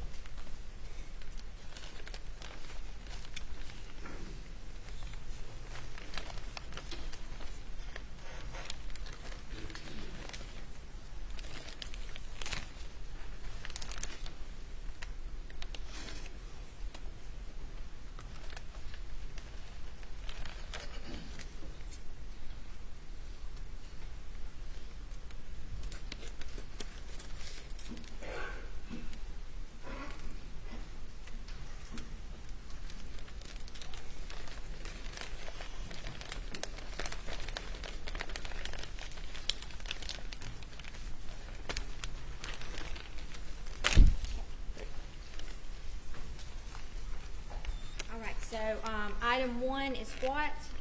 That is the shot shell wad that was at marker 1. Okay. And how do you know that is the shot shell wad that you collected? It's my handwriting on the box, my initials on the seal on the tape. And then item 9 and item 10? And these are the two shot shells, fired shot shells at markers 9 and 10. This one is the one at marker 9. It's 12 gauge federal, and one at marker 10 was, I believe, Winchester 12 gauge.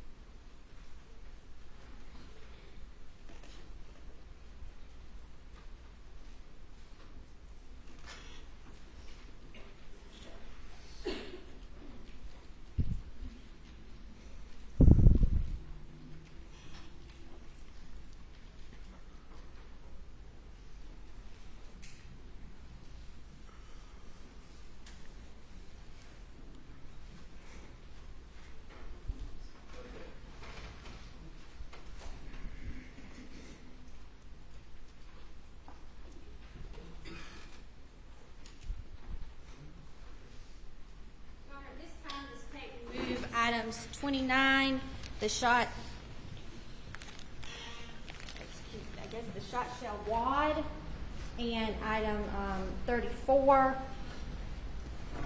the 12 gauge federal, and item 33, 12 gauge Winchester, into evidence. Okay. Without objection.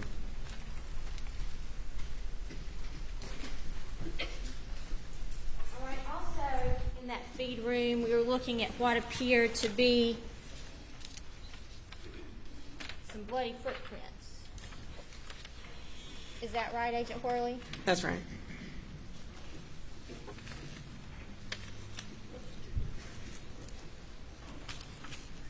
You can see those footprints here in State's Exhibit 27. You can see them.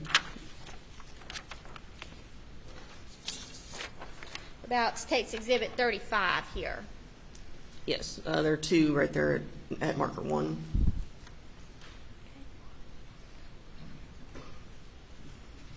So right down in here. Yes. All right. So in your training and experience as a footwear examiner, did you have occasion to examine those footprints? I did. And did you have some shoes to compare those footprints to? Yes, I took custody of the shoes that Paul was wearing when I attended his autopsy. I was able to compare those to the footwear impressions in the feed room. And now how do you do that? We make test impressions of the shoes after they've been photographed with ink on the bottom of the shoe. I have someone similar who wears the same size, usually wears the shoe and steps on a piece of cardstock paper. We make as many test impressions as we need to make sure I've gotten all the area of the bottom of the shoe. Then I reprint those test impressions on transparencies. It makes it easier to overlay those on top of the photographs of the unknown impressions at the crime scene. And I compare the unknown impressions from the crime scene to the overlays that I place of Paul's shoes. So you make a transparent overlay and you place it on pictures to determine if they correspond. That's right.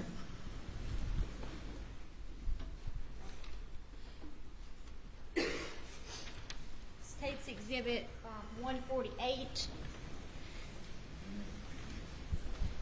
What is that? That is a printed version of the test impressions that we created of Paul's shoes. And State's Exhibit 199. That one is the right shoe. The first one was the left shoe. And there are, I guess, 2 impressions of each shoe there? That's right.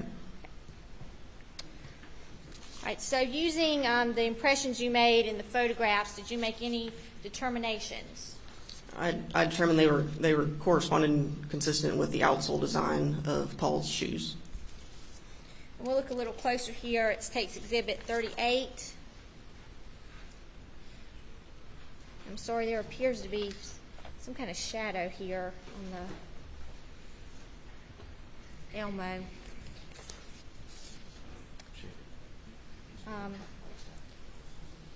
State's 138, is that a picture that you used from the crime scene to compare to Paul's shoes? It is. And what did you determine regarding that? That one was also consistent with the outsole design of Paul's shoes. State's Exhibit 39. Both of those were the same outsole design as Paul's shoes.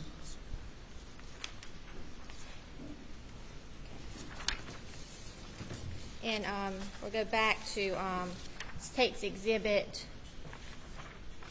40.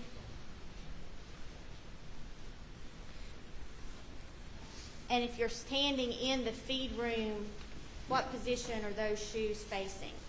Those are facing the window. Facing the window. Right.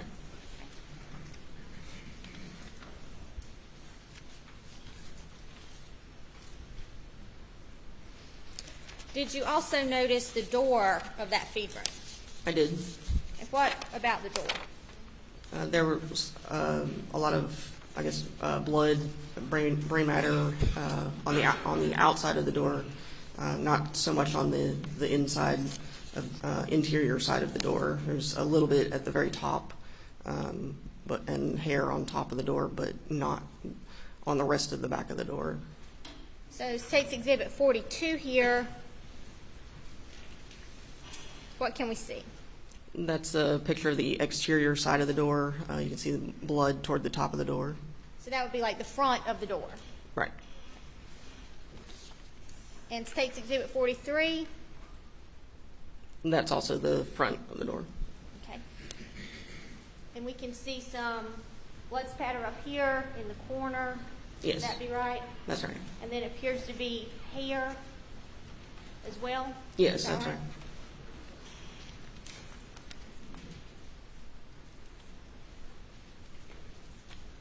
And we mentioned the defects in the window. State's Exhibit 44 here. Yes. What can we see there? Can you see a hole in that window? Yes. And State's Exhibit 45. Yes, you can see one of the defects. Okay. And do you recall how many defects were in the window? 6, I believe.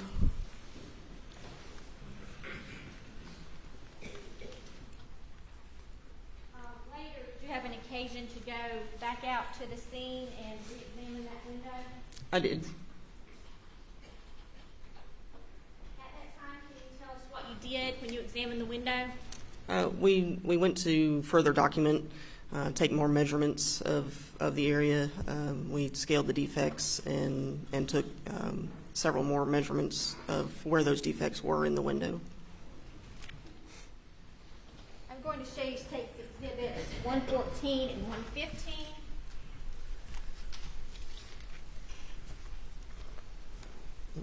Do you recognize those images? I do. What is that? These are diagrams of the window that I created. One shows the interior side of the window and one shows the exterior side.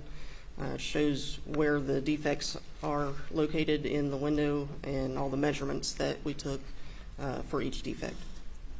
Your Honor, at this time I would move States 114 and 115 into evidence. They are admitted without objection. Permission to publish.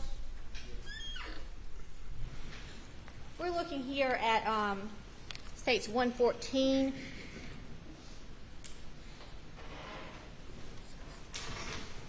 Do I have that in the correct orientation, Agent Worley? Yes. Okay. All right. And can you kind of explain to the jurors the defects we're looking at here? Sure. There's defects A through, I believe, G, starting from top to bottom. So it's like where it says defect A, defect B. What is that? Those were the locations of where the bullet defects were in the glass. So those are holes in the glass. Right. Yes. And that is from the inside of the feed room. That's right. And State's Exhibit 115 here. What is that? That is the exterior side of the window. Okay. So those are the same defects, but from looking from the exterior, like from the outside of the room. Right. And what was kind of the purpose of that? In the event reconstruction would ever be done of the scene, it's necessary to have specific measurements to be able to place those bullet defects, those holes back in the window where they were based on measurements. What else did you recall doing concerning the feed room? We collected several of the shot shell pellets.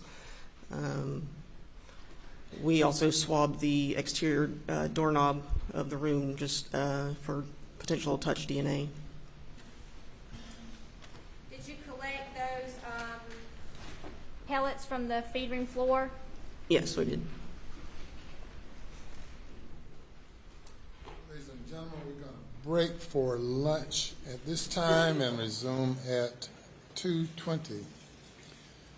Have a good lunch. Please do not discuss the case.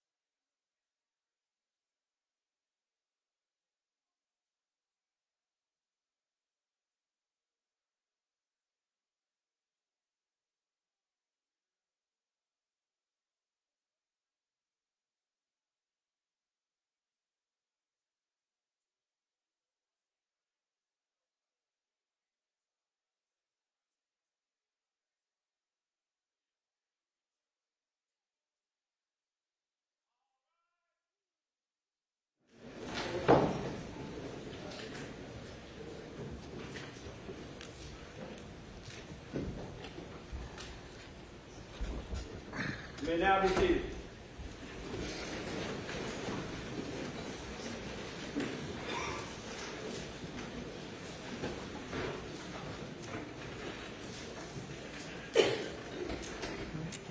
And they bring the jury.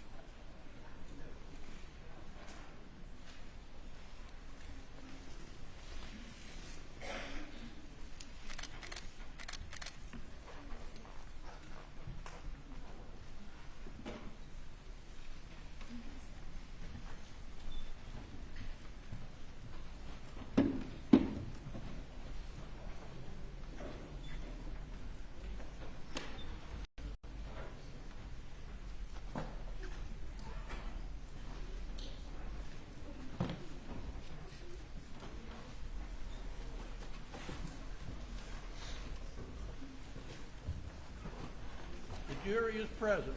All right, thank you. You may proceed. Your Honor.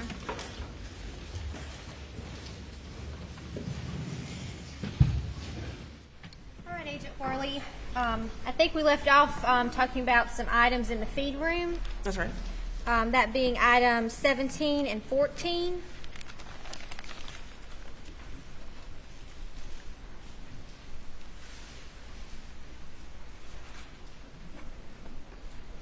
I think in this baggie that you had cut open earlier, item 14 is in that bag.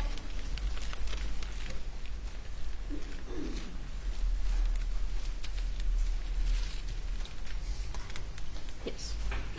And item 14 is the pellets from the feed room floor that you collected. Yes, that's right. And how do you know that that item contains those pellets? It's my handwriting on the envelope and the description of what I collected with the date, time, and my initials, and my initials and the date on the seal tape. Okay. And does that item appear to have been opened or tampered with since you collected it? It was opened by I believe, the firearms examiner. Okay. And then item 17.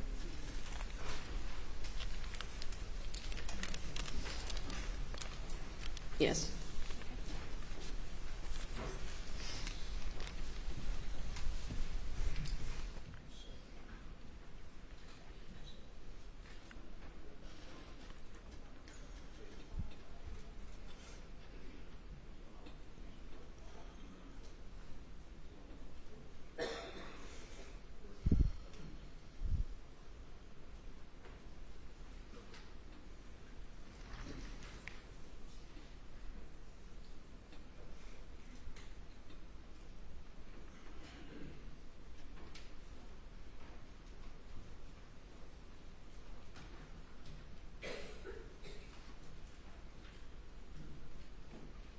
This time I would offer State's Exhibit 20, the pellets from the feed room floor, and State's Exhibit 18, the swabs from the door of the feed room into evidence. Says the defense. Sorry, no objection. You admit it. All right, Agent Worley, let's move on to Maggie. Did you have a chance to observe her body? I did. And where was it located? She was just past the workshop overhang near the doghouse. And when you first got out there, could you see her body or was it covered? It was covered with a pink sheet.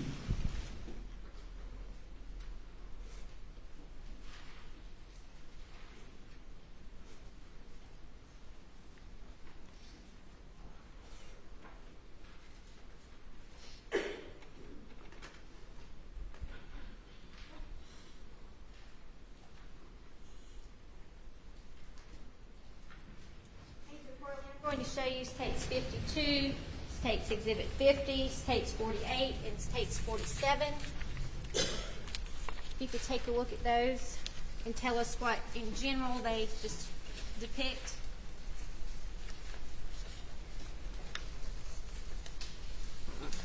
These were photos of Maggie, the way she appeared when we arrived on scene, still covered with pink sheet. And are those true and accurate depictions of the crime scene where Maggie Murdaugh was found when you were out there? Yes, they are. Your Honor, at this time, I would offer States Exhibits 52, 50, 48, and 47 into evidence. Your Honor, we don't have any objections to these, but I think we need to go through this process, at least on 2 of them, to have them submitted under seal and a placeholder put in effect. Am I wrong about that?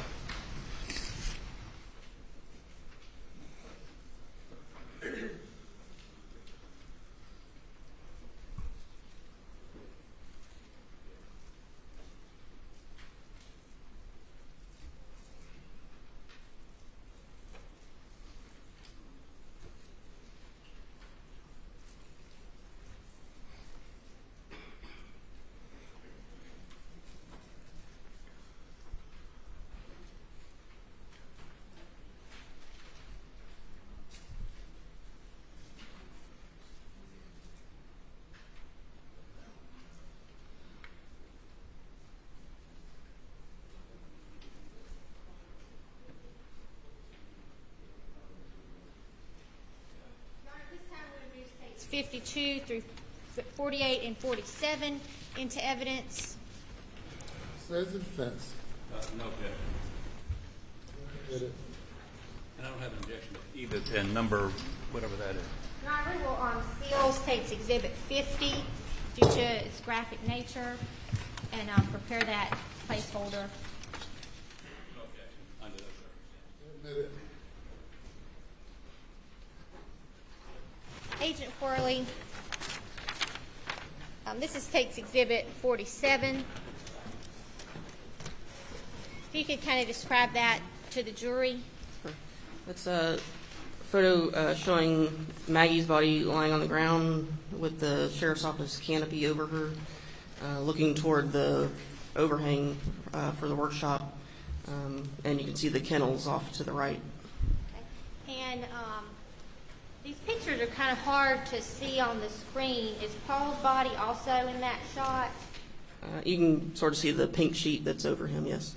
Like over in front of the feed room door? Right. And then Maggie's is in front of this ATV? Yes, that's right.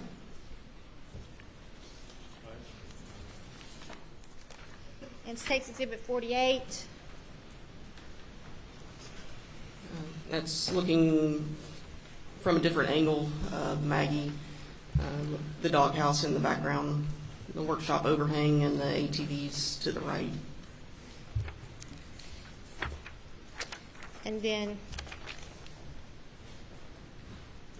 States Exhibit 52. That was after Maggie's body was removed from the area.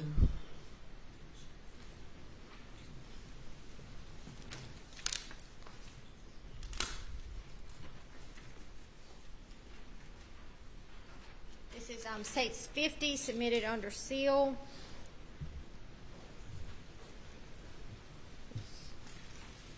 Different angle of Maggie's body, I believe still covered by the pink sheet.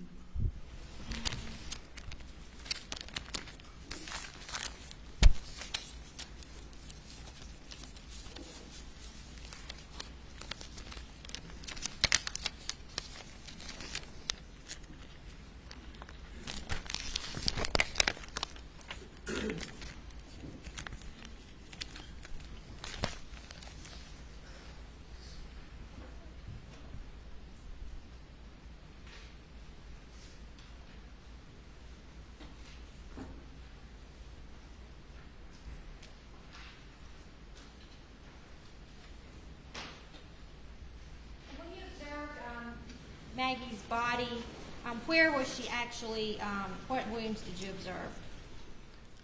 She was lying face down Her both arms bent at the elbow. Her right arm was bent toward her face. Her left arm was bent underneath her body.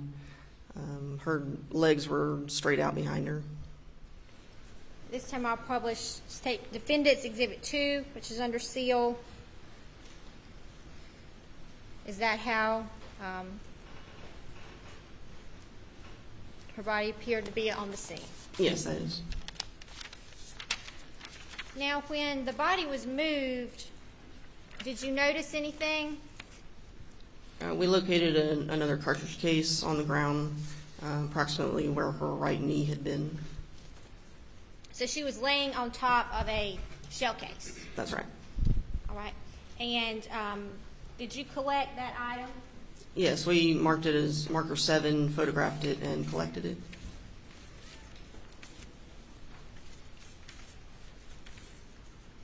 And what, do you recall what kind of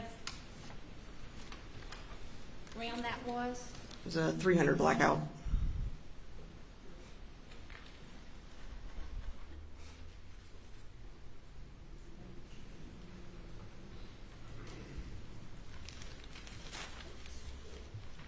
Mr. Worley, I'm going to ask you to take a look at this baggie, and if you can, remove item 7.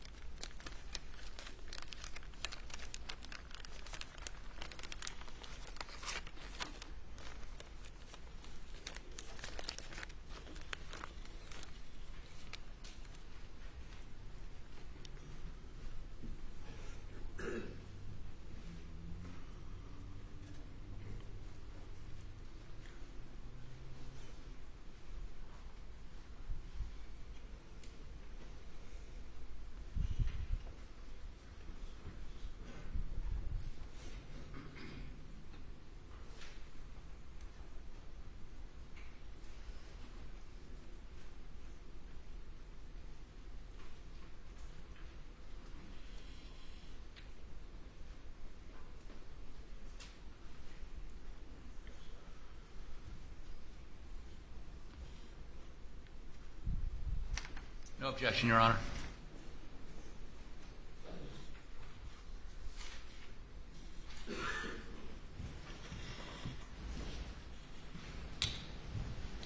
Agent Worley, State's Exhibit 68, item 7, the 300 blackout recovered under the knee of Maggie Murdaugh. How do you know that is that? This is my handwriting on the envelope, date, time, and initials when I collected it. My initials and the date on the seal tape. And I'm going to show, this time I would move State's Exhibit 68 into evidence. Submitted without objection. I'm going to show you State's Exhibit 61. Do you recognize that picture? Yes. And is that what is that a picture of? It is item 7, cartridge case, located at marker 7 before we collected it. Okay. Is that a true and accurate depiction of that casing at the crime scene? Yes, it is. Your Honor, at this time, the State would move State's Exhibit 61 into evidence.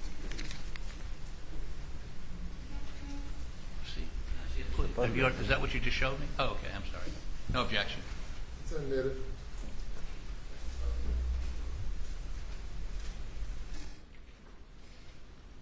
And this is the shell casing here, shell case. Yes, it is. And this is a picture of it is located at the crime scene, correct? That's right. Now, did you collect some other shell cases while you were out there? Yes, we did.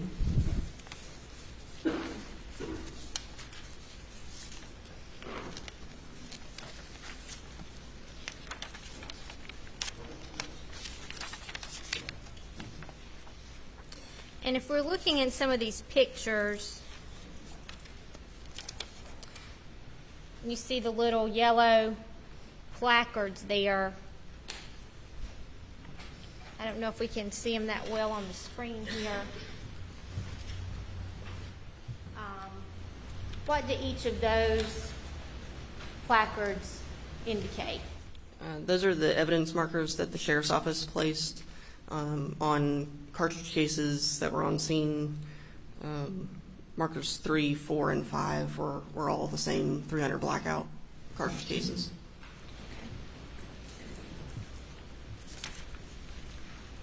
So, how many blackout cases did we recover from the scene? Let's see.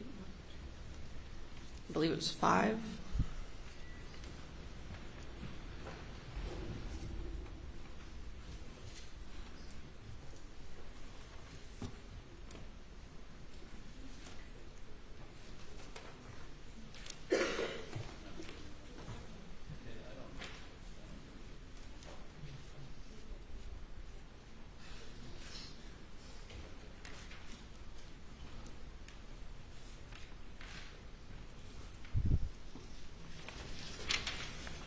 And did you collect the cases that were at the scene? Yes, I did. And that would be items 2 through 6? 2 through 7, yes. 2 through 7. And we already have items 7 up there. So do you have items Yeah. 2, 3, 4, 5, and 6 there?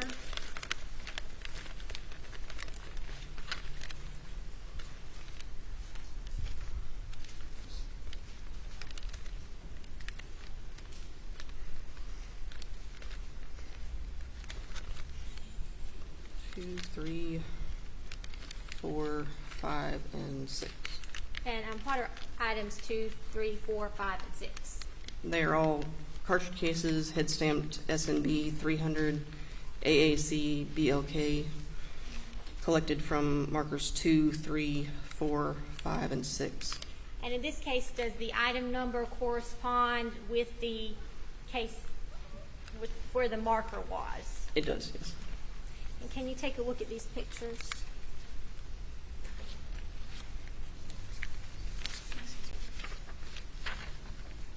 That's going to be State's Exhibit 60, 62, 59, 58, 57, 56, 55, and 54, and also 53.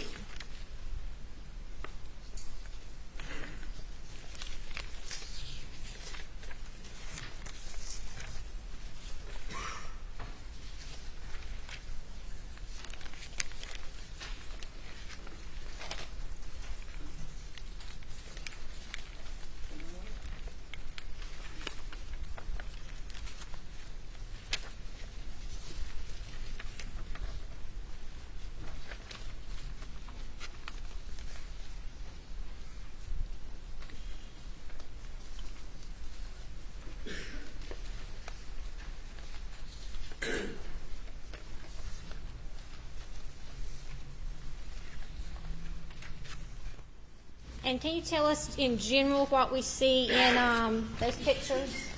These photos show each of those markers 2, 3, 4, 5, and 6, and before we collected the evidence. And also marker 13. And are those true and accurate depictions of where 300 blackout shell cases were on the scene? Yes, they are. Your Honor, at this time I would offer State's Exhibits 62, 60, 59, 58, 57, 56, 55, 54, and 53 into evidence.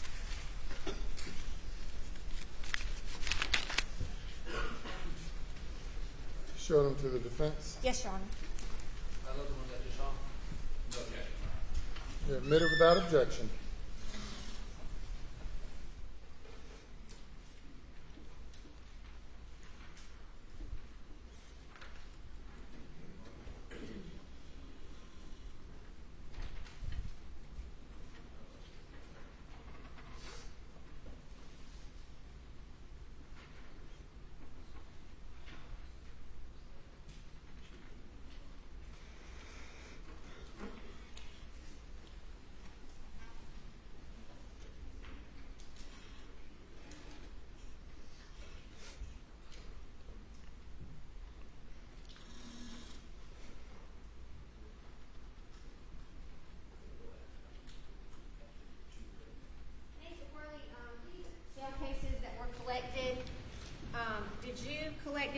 them in these little envelopes? Yes, I did. No objection, Your Honor. They're admitted.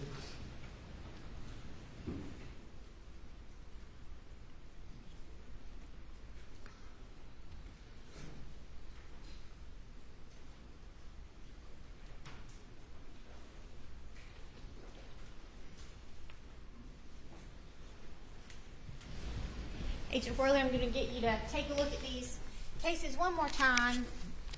This being now marked as State's Exhibit 63. You could tell the jury what that is. This is a cartridge case, 300 blackout from marker 2.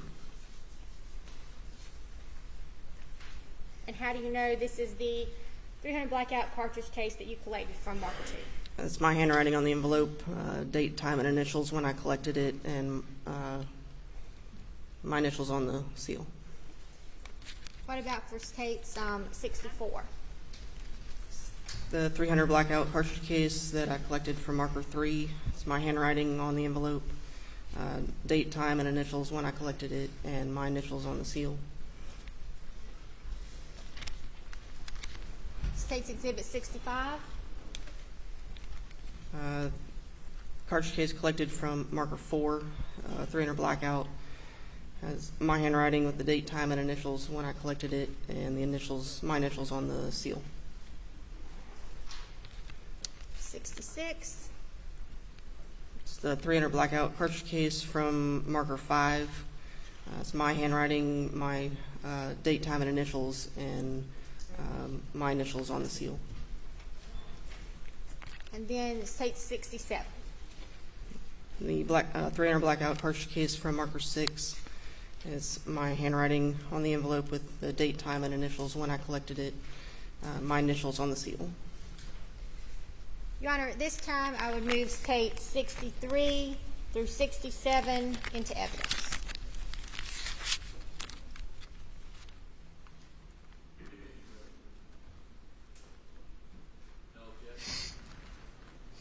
They're admitted. And Agent Worley, what did you do with these cases once they were collected on the scene? I sealed them in those coin envelopes that are in there with them. I transported them to the lab at SLED.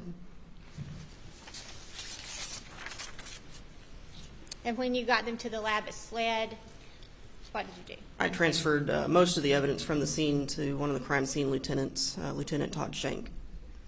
And does he take those items and put them in some sort of secure location, or what happens to them? He would have logged them into our database and transferred them wherever they were going in the lab for analysis. Right. I'm going to turn your attention now to what's previously been admitted at State's Exhibit 49, which I believe is admitted under seal. Now, if we take a look at this picture, you can see those yellow placards.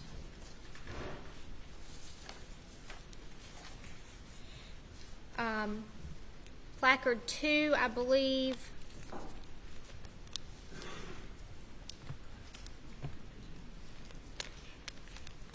would correspond with item 2, which has been marked as State 63. Yes, that's right. And State's Exhibit 53 here, what are we looking at here? That's that cartridge case at marker 2 before we collected it. And State's Exhibit 54, That's a close-up of the same cartridge case at marker 2.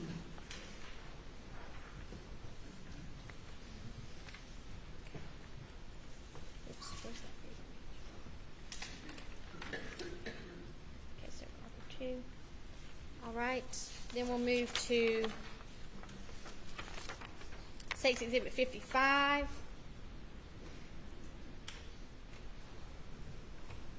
So markers 3 and 4, the cartridge cases at those markers before I collected them. Okay, and I don't know if the jury can see those cases there.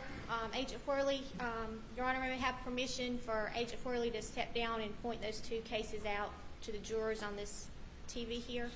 Yes.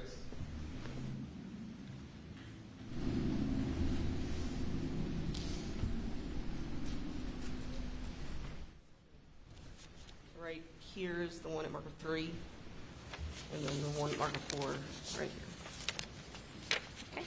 And while you're here, Agent Corley will put up State's Exhibit 58. And in that picture, if you could point out any items of interest for us. These are the cartridge cases at markers 5 and 6. And Sure, if I can see the one at 5. The one at marker 6 is right here. okay. And State's Exhibit 59 is a close-up there of Yes, this is the cartridge case at marker 5. all right, Agent Corley, if you can take your seat, please. Thank you.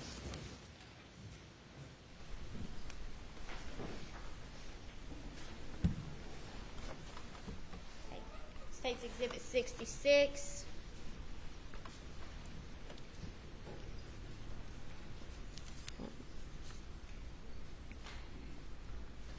Yes. And then let's go back here to State's Exhibit 58. Also in that picture, does it look like we might have some brain matter and some hair in that picture? Yes.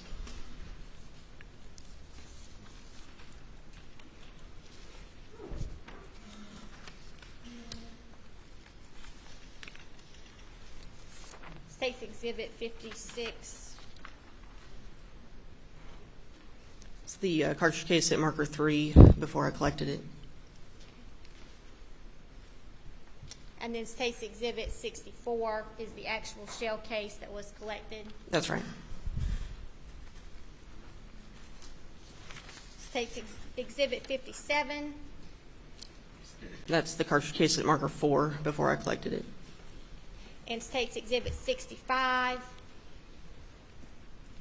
Yes, So that's the actual case that was collected. it is.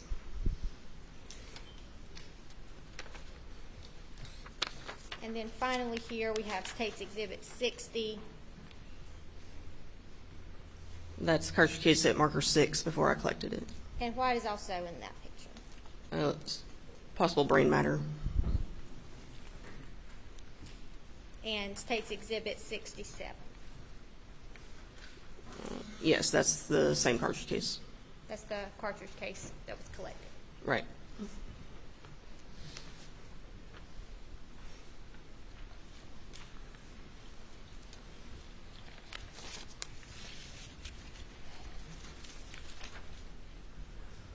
Now, also, was there some kind of defect or something in the gravel that y'all inspected? Yes, at marker 13 that the sheriff's office had placed, there was a disturbance in the gravel area that we dug into that area. We presumed it was a bullet strike where a bullet had hit, so we dug into that area. And did you find anything when you were looking? Yes, we found several metal fragments.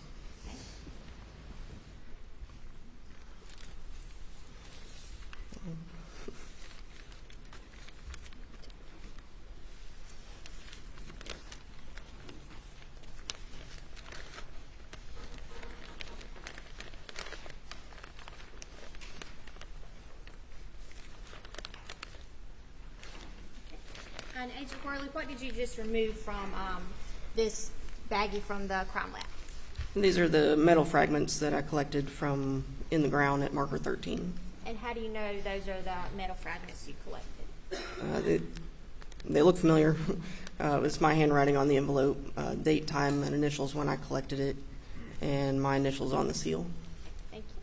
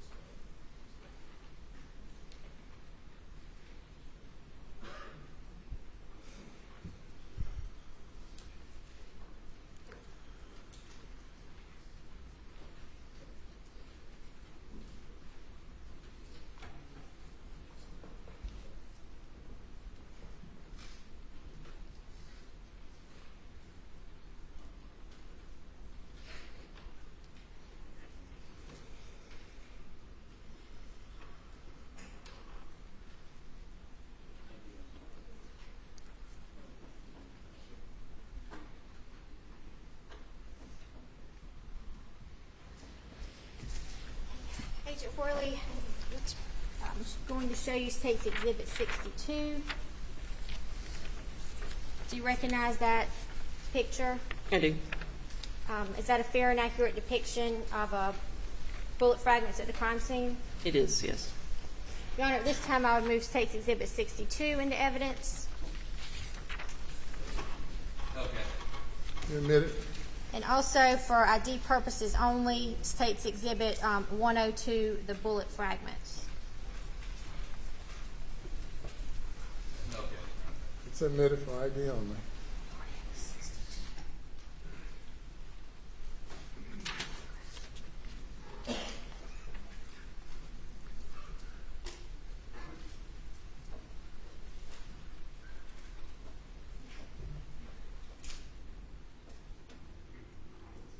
And Agent Worley, State's Exhibit 62, you could tell the jury what is on that placard there. Those are the metal fragments that we collected from the ground at marker 13. All right, so what else did you see around Maggie's body while you were investigating the scene? There was in the doghouse, the side that was facing her, there was appeared to be a bullet defect in the side of the doghouse. Okay. Was there an ATV parked under that shed? Yes, there were two. Did you notice anything about the ATV? There's appeared to be suspected biological material on the front of the ATV, sort of low down on the front of it. And where was that ATV in relation to Maggie's body? I believe it was off near her left side. I showed you State's Exhibit 49. Would that be the ATV? Yes, that's it. Okay. And on the front of that on the ATV, there appeared to be tissues, you said? Yes.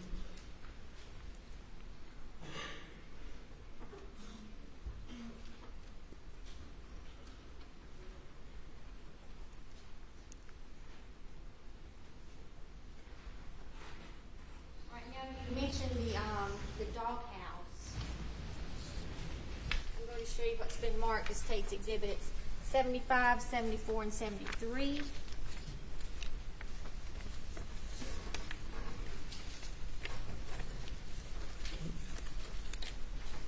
How do you recognize those pictures? These show the front of the doghouse and then a projectile that we collected from a dog bed that was inside the doghouse. Are those true and accurate depictions? Yes, they are. Your Honor, at this time I would move State's Exhibit 75, 74, and 73 into evidence.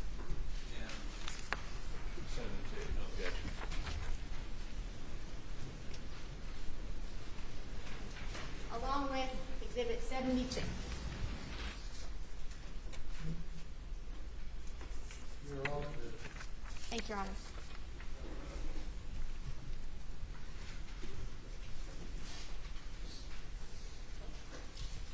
Okay, Agent Worley, State's Exhibit 72, if you could tell the jury where that doghouse you were talking about is that in that picture? It is. It's more in the background of that picture. And again, these pictures are kind of hard to see here.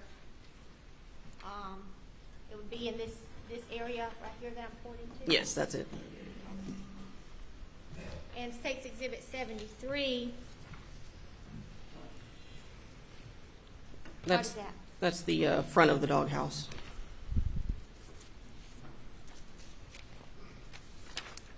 Okay, then State's Exhibits 74. That was the projectile that was in the bedding of that dog bed that we recovered.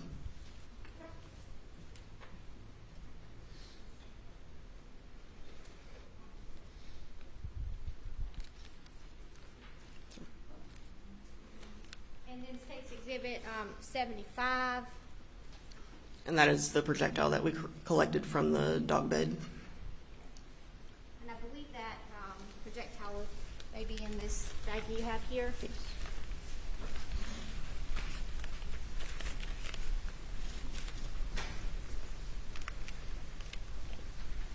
Is that item 12? Yes, it is. Okay. And how do you know item 12 is that projectile? It's my handwriting on the envelope, date, time, and initials when I collected it, and my initials on the seal. Okay. Do you know anything else about that projectile besides that it's the one that you collected from the doghouse? No.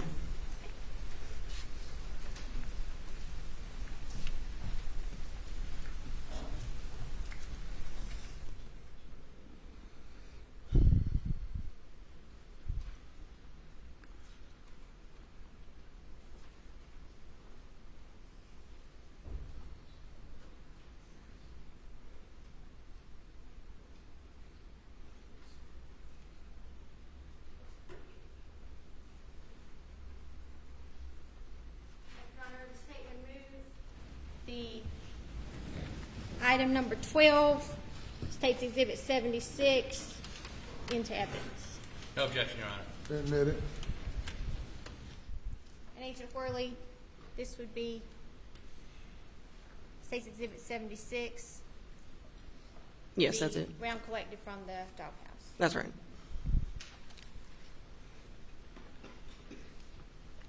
All right, now, after you had went out to the crime scene, did you make a diagram to kind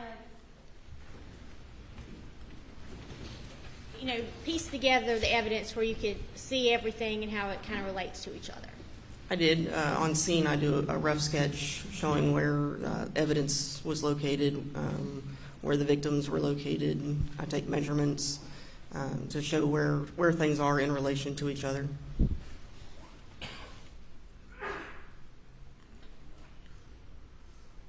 when you made that diagram, is it to any kind of scale? No. Your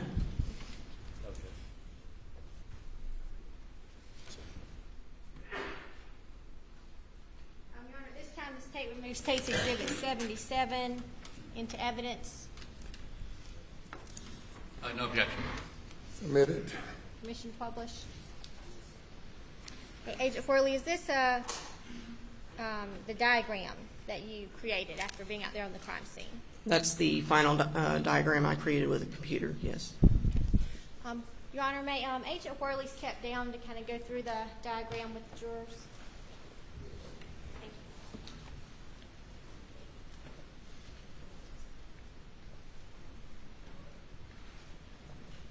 All right, Agent Worley, if you could just kind of walk the jurors through the crime scene using this diagram here. We have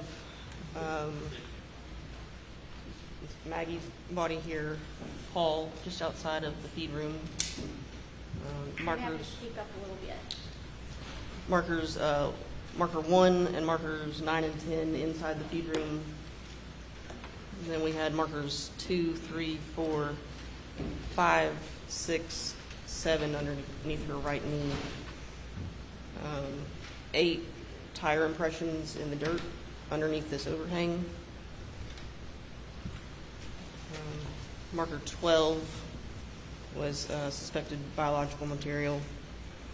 And then marker 13 where we dug the metal fragments out of the gravel. Okay, thank you, Agent Worley.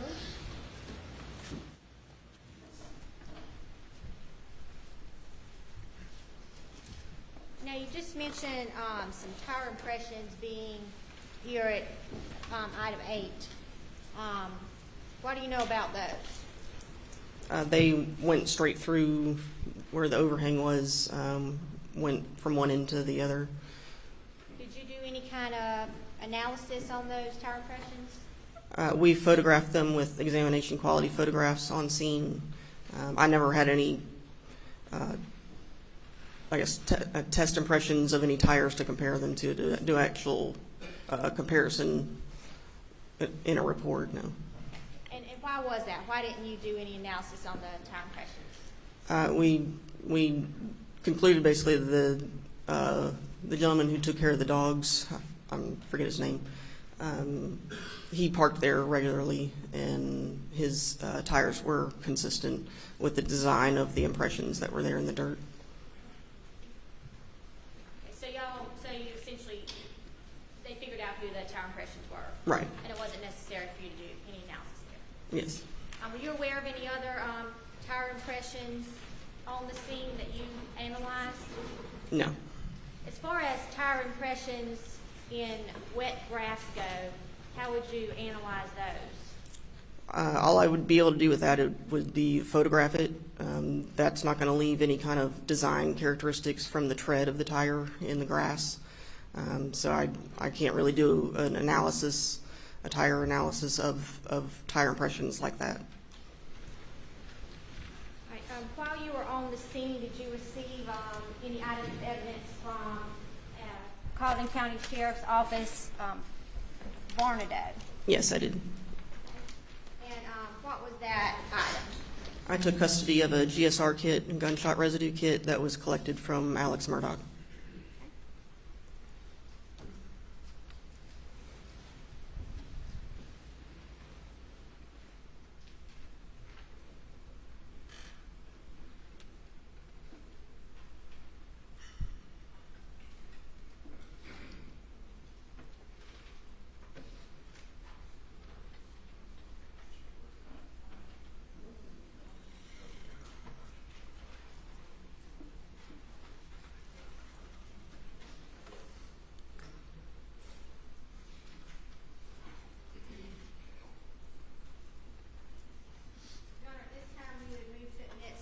Exhibit 13, the GSR kit that Agent Worley collected from Colleton County Sheriff's Office, Murdaugh.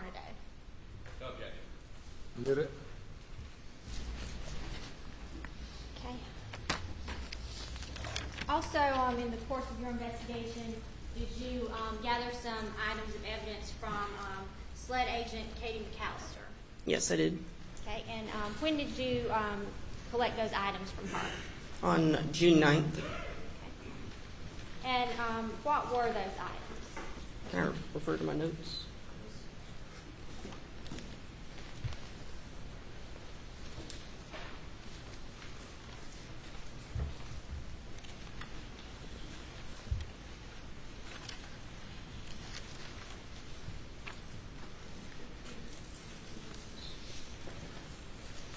I took custody of 3 shotguns, a rifle, fired and unfired ammunition, and empty boxes of ammunition. And what did you do with those items when you took custody of them?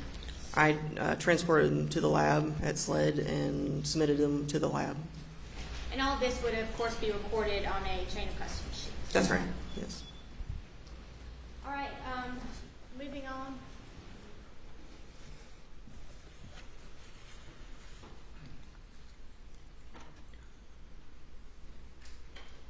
All right, Agent Worley, before we move on, these shotguns you collected, would those have been items 30, 31, 32, 33?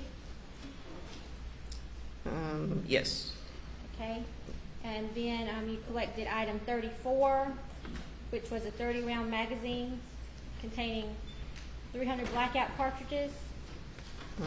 Actually, 33 was the night vision scope on the rifle, Okay, and 34 was the rifle. okay. All right, and then what other items did you collect? With the numbers, please. Okay. Items 35, 36, 37, 38, and 39, 5 cartridge cases, head stamped S&B 300 AAC BLK that were collected from the ground at side entrance door. And then did you collect item 40 from Katie McAllister? Yes. Okay, and what was item 40? That was an unfired cartridge, head stamped S&B 300 AAC BLK, collected from a Remington 20-gauge shotgun shell box from shelving near gun storage rack. And then item 45? 45 was an empty 20-round box of S&B 300 AAC BLK full metal jacket ammunition collected from the gun storage room. And then items 46, 47, and 48. Those were 3 empty ammunition boxes collected from the trash. And then, I'm sorry, what did you say that you did once you received those items from Agent McAllister? I transported those to the lab at SLED and submitted them to the lab. Okay. Did you test fire or do anything with any of that evidence that you collected? No, I didn't do any of that. Thank you. Okay, let's move on to the Chevy Suburban that was on scene the night of the murders. Did you observe that vehicle when you got to the scene? I did.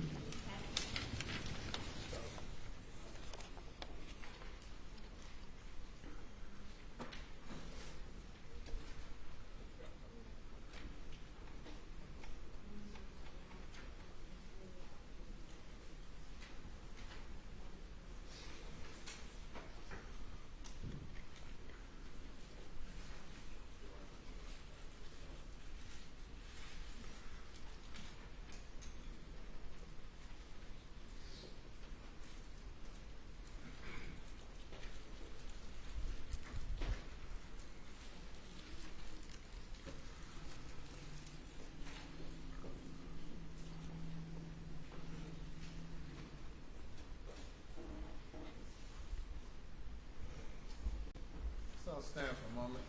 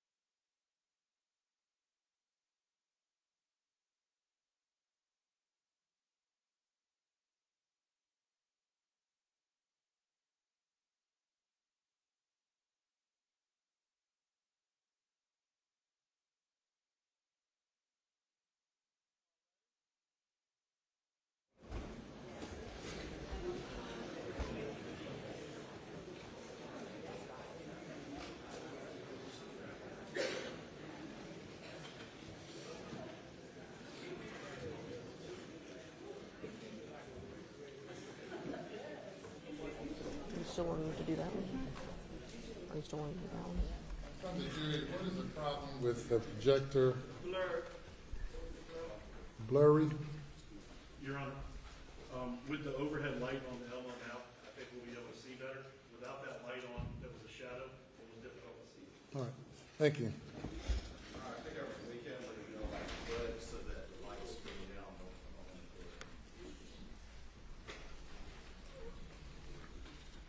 May it please the court, Your Honor? Okay, Agent Worley, if you don't mind taking a look at State's Exhibits 104, 96, 97, 99, and 93.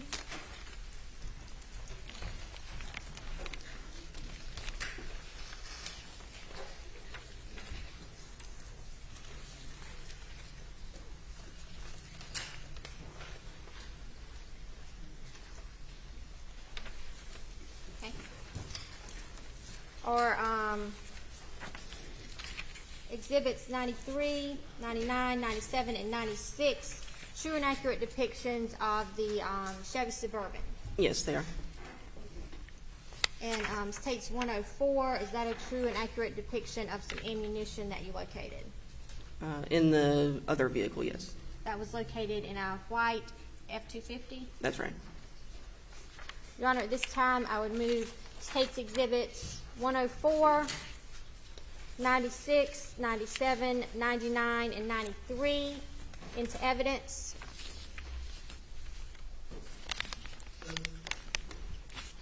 No objection, Your Honor. We would also State's Exhibit 95 for ID purposes. Agent Worley, if you could open that up and tell us what kind of shell casing or shotgun or shot shell is that item 50? Can I get scissors? What happened to our scissors?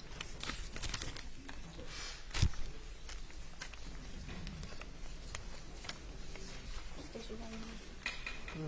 think they're gone. Thank you. Thank you.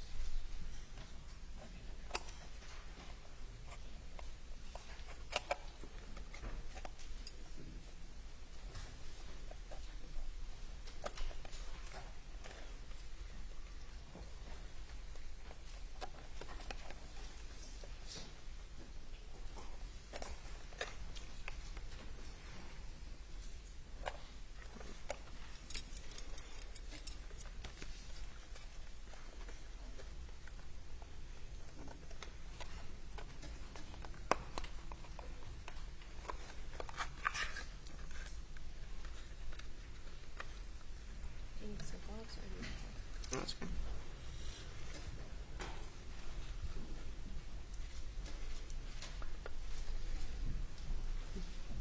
Okay, so what is State's marked for ID is State's Exhibit 95, It's a 16 gauge shot shell, unfired. a 16 gauge shot shell. That's right. Okay. Now, I think when it was collected, it was marked as a 12 gauge shot shell. That's right. So what happened there? I just made a mistake and I wrote 12 gauge instead of 16 gauge. It's clearly a 16 gauge. Okay, and that is the shot shell that was collected from the floorboard of the Chevy, the back floorboard of the Chevy Suburban. That's right. Okay, and like you said, it is a 16 gauge instead of a 12 gauge. That's right. And it was just marked incorrectly. Yes. At this time, the State would move State's Exhibit 95 into evidence.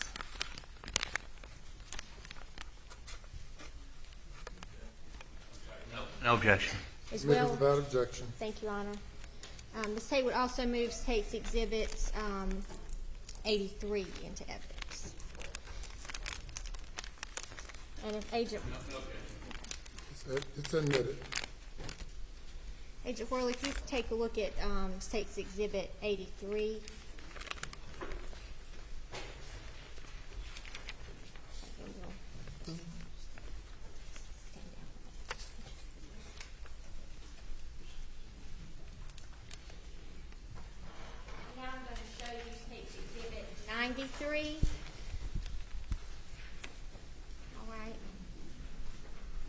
could tell the jurors what's in State's Exhibit 93. That's looking at the scene, the back of the Chevy Suburban there toward the right side. And what side of the screen did you say the Suburban's on? The right side. And the Suburban was on the scene when you arrived, is that right? Yes. Now, when did you actually process that vehicle? The vehicle was towed from the scene the morning of the 8th, and then we returned on the 9th to process the vehicle. Okay. So on the scene that night, was that vehicle even searched to your knowledge? Not that I know of, no. Okay. And so when you went to search it, what did you do? We document it with photographs, outside, inside, search for any evidentiary value items. If we locate them, we photograph them and collect them. Okay. And what did you locate in the rear floorboard of that vehicle? The 16-gauge shot shell was on the rear driver's side floorboard of the Suburban. And that would be State's Exhibit 97 Yes, that's right. and 96. Yes. Did you also process the vehicle to see if there was any blood in there? We did. Okay, and how did you do that? We first looked at the vehicle with an alternate light source, see if we can see any indications of any blood in the vehicle. We followed that with a couple of different chemical procedures. So did you swab some areas in that vehicle? We did. Okay. And what areas was that? If I can refer to my notes again.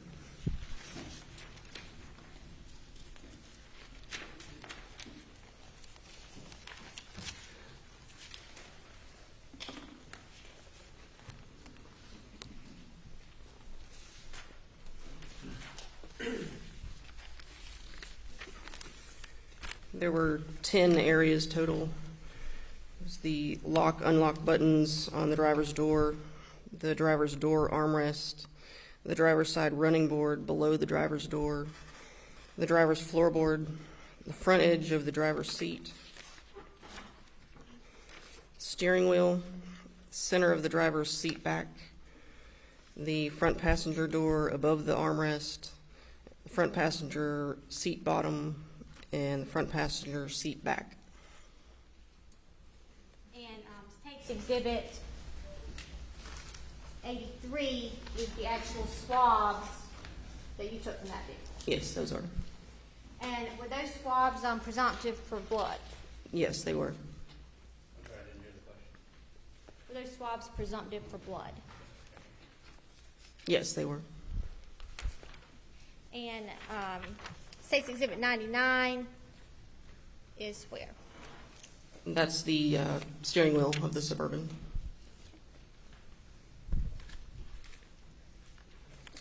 Later on, what did you do with those swabs that you collected? I packaged them in separate envelopes, sealed the envelopes, labeled it with the description of what was inside the envelope, date, time, and initials of when I collected it, and I sealed it. And then before we transferred them to the lab at SLED. And would you have submitted those to the lab for further analysis for blood? Yes, that's right. Later on, did you have another occasion to go back and process the Suburban? I did, yes. Could you tell us a little bit about that? I returned at a later date to retrieve the seat belt from the driver's side of the vehicle. Okay. And why did you want to retrieve the seat belt? For additional trace and DNA testing. Okay. And when you retrieved that seat belt, what did you do with it? It was removed from the vehicle, included the strap, the buckle, the receiver, and then there were some hardware components that we couldn't separate from the seatbelt itself. I packaged it, I believe, in a paper bag to transport it back to the lab at SLED. It would have been packaged additionally inside of a box at the lab and submitted for testing. So you removed the whole entire seat belt? Yes.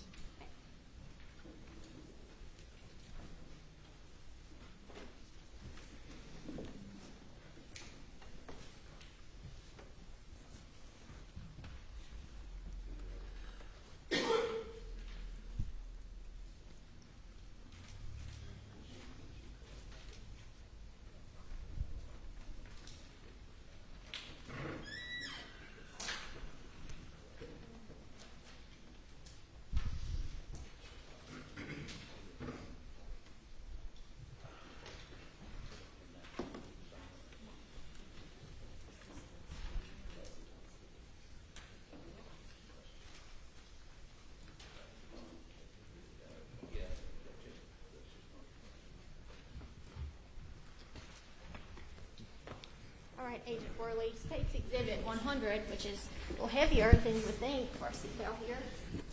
Can you tell us if that is the seatbelt you collected? You want me to open it?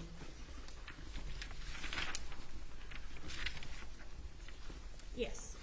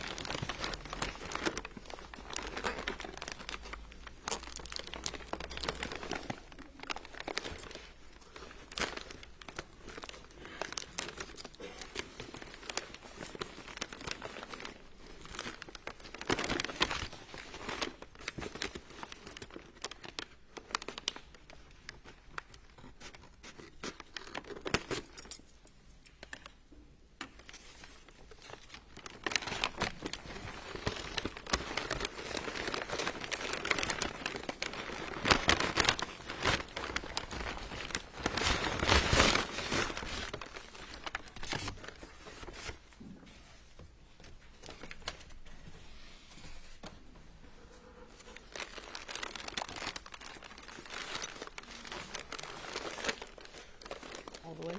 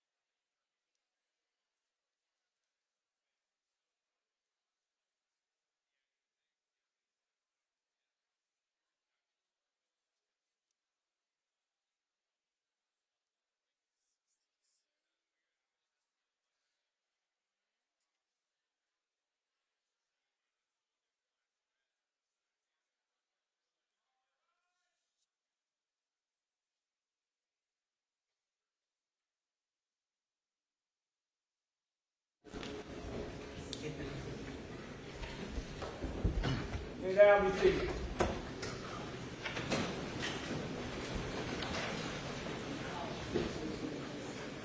May bring the jury.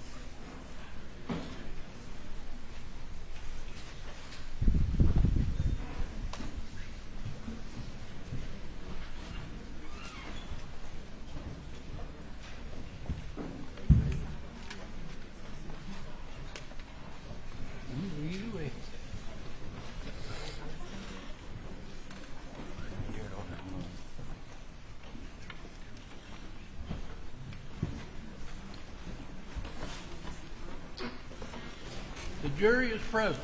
Thank you. You may proceed. Thank you, Your Honor. Okay, before we left off with that seatbelt. Were you able to open it up so we can show the jury?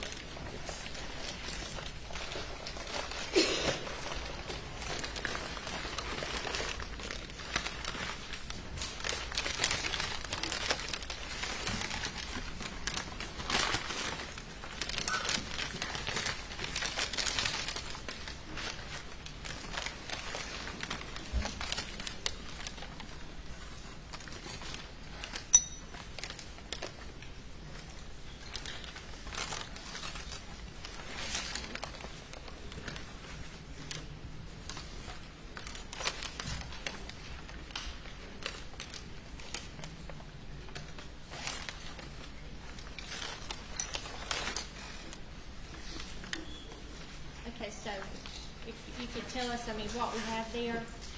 The entire seat belt, the strap, the receiver, the buckle. Kind of stretch it out.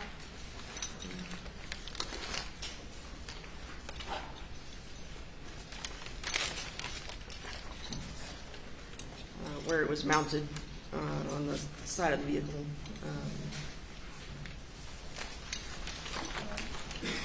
Okay, so that was all removed and submitted to the lab for testing. Is that right? Yes, that's right. Your Honor, this case removes case exhibit 100 into evidence.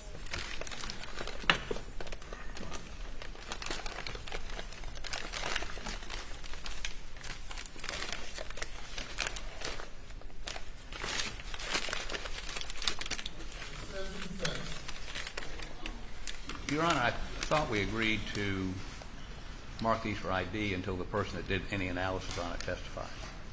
Did I? Mark identification at this time.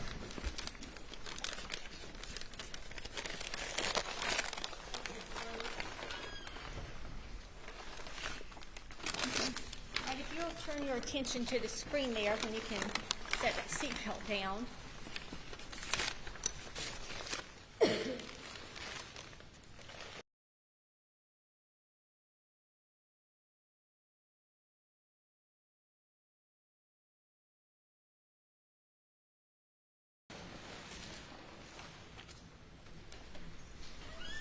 Y'all also, in addition to doing a search on the Chevy Suburban, you did a search on the white 250 truck. Is that right? That's right, yes. Okay. And State's Exhibit 104. Were those 300 blackouts found in the truck? Yes. Okay. And do you remember where you collected those from? I believe the center console. And State's Exhibit 103.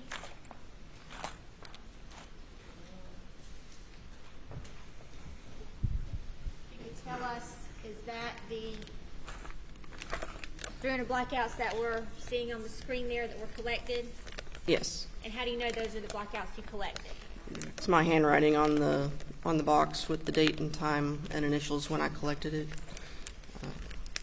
My initials on the seal tape on the box. Your Honor, the state would move State's Exhibit 103 into evidence. I'm sorry, which? It's the 300 blackouts that were found in the white F-250 that are projected on the screen.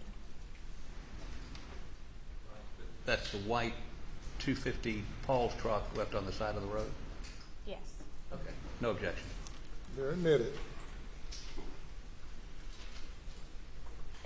Did y'all also process another vehicle, Maggie Murdaugh's Mercedes?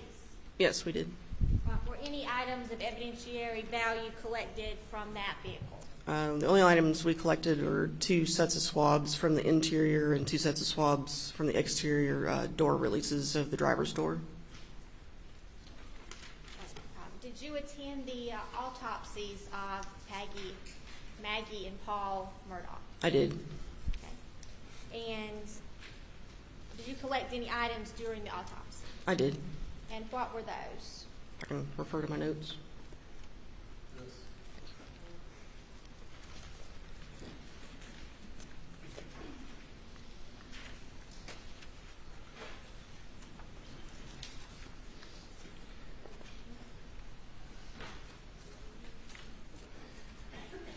They were items that were collected during the autopsy that were transferred to me via chain of custody forms.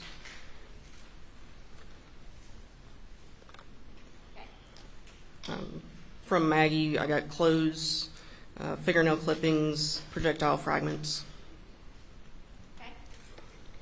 And from Paul, I also got his clothes, fingernail clippings, shotgun pellets, and wadding fragment from left shoulder and head, plastic wadding from left axilla or armpit. And when you collected those items, what did you do with them? I transported them to the lab at SLED and submitted them to the lab for analysis.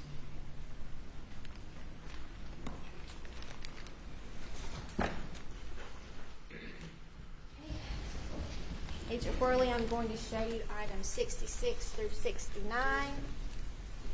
Marks takes exhibits 112, 111, 110, and 107.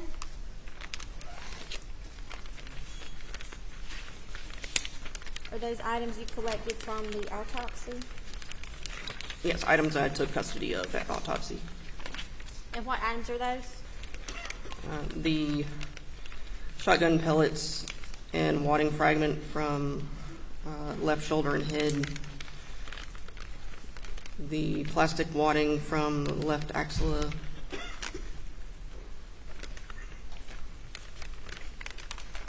Would it help you to open that bag up?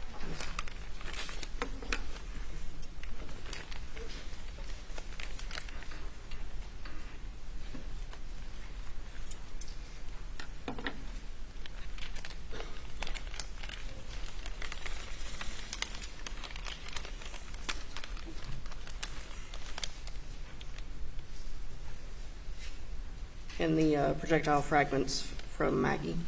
Okay. So if we'll take those items out one by one. Okay, so what is that item there? This is item 66.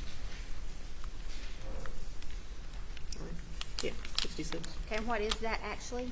That is the projectile fragments that were collected from Maggie at autopsy. Okay, and how do you know that? That's how it's labeled. Okay.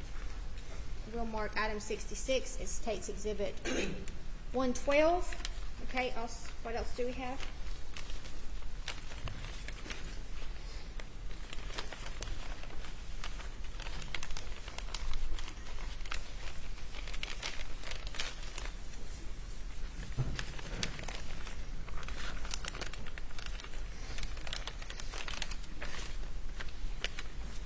The item 69, plastic wadding from left axilla collected from Paul's autopsy. Okay. We'll mark that item as State's Exhibit 111. Okay. And then I also have the item 6768, shotgun pellets and wadding fragment from left shoulder and head collected from Paul's autopsy.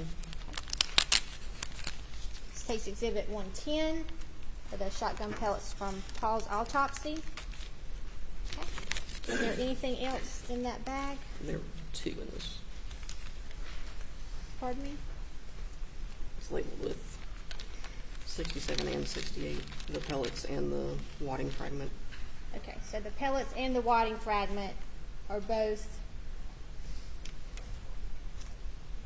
State's Exhibit 110 from Paul Murdaugh, correct? Sure. Okay. And what else did you collect here? We got items 70 and 71.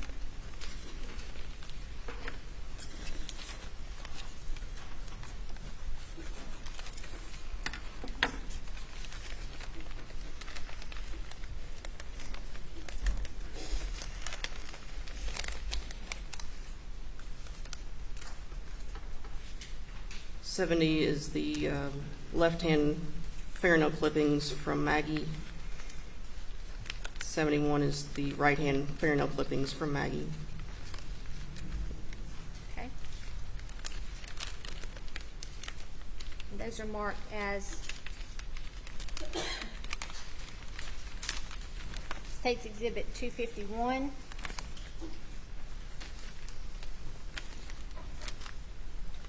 And what is that item? This is a metal fragment that was collected. It was caught on the dress that I collected from Maggie's autopsy. I collected this metal fragment at the lab at SLED. So you removed that metal fragment from the dress after the autopsy yourself? Right. We'll mark that as State's Exhibit 109.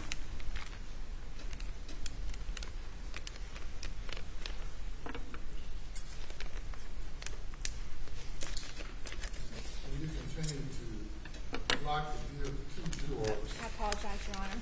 Sorry.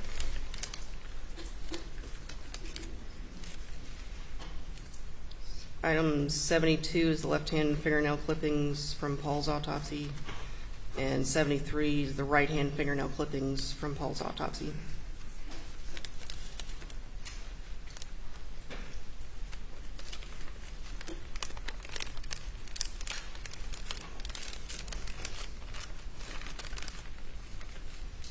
Mark as State's Exhibit 252. Then State's Exhibit 113. What does that appear to be?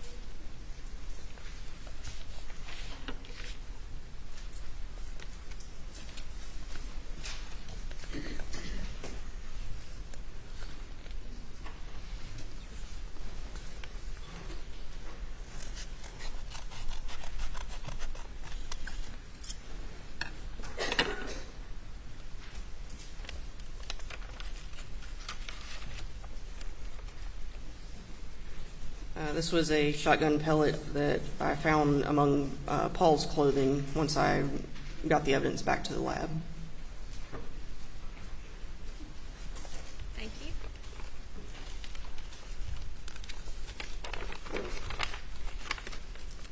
And finally, we have State's Exhibit 36.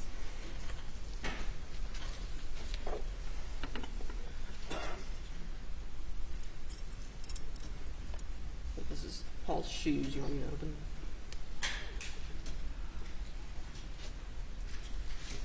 You can open. Go ahead.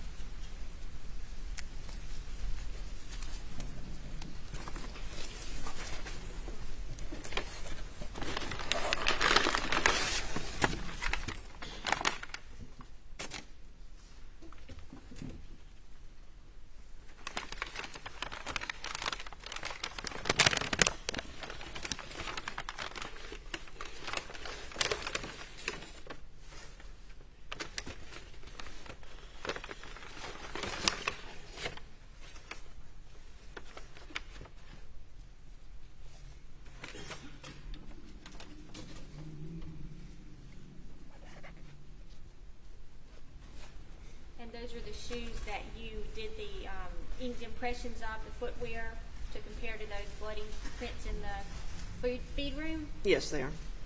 Thank you. Your Honor, at this time, the state would admit takes exhibits 36, 113, 252, 109, 251, 107, 110, 112, and 111 into evidence.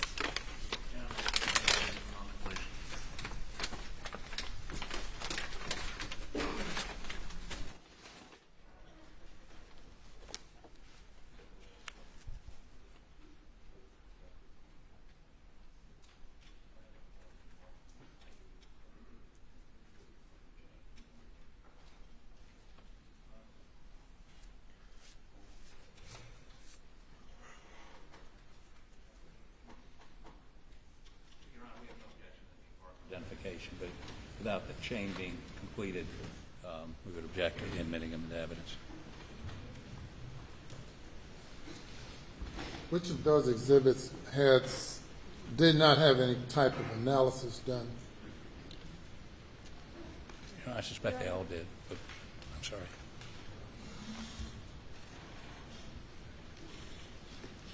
Yes, Your Honor, I believe they were all analyzed in some way. Mark of identification. Thank you, Your Honor.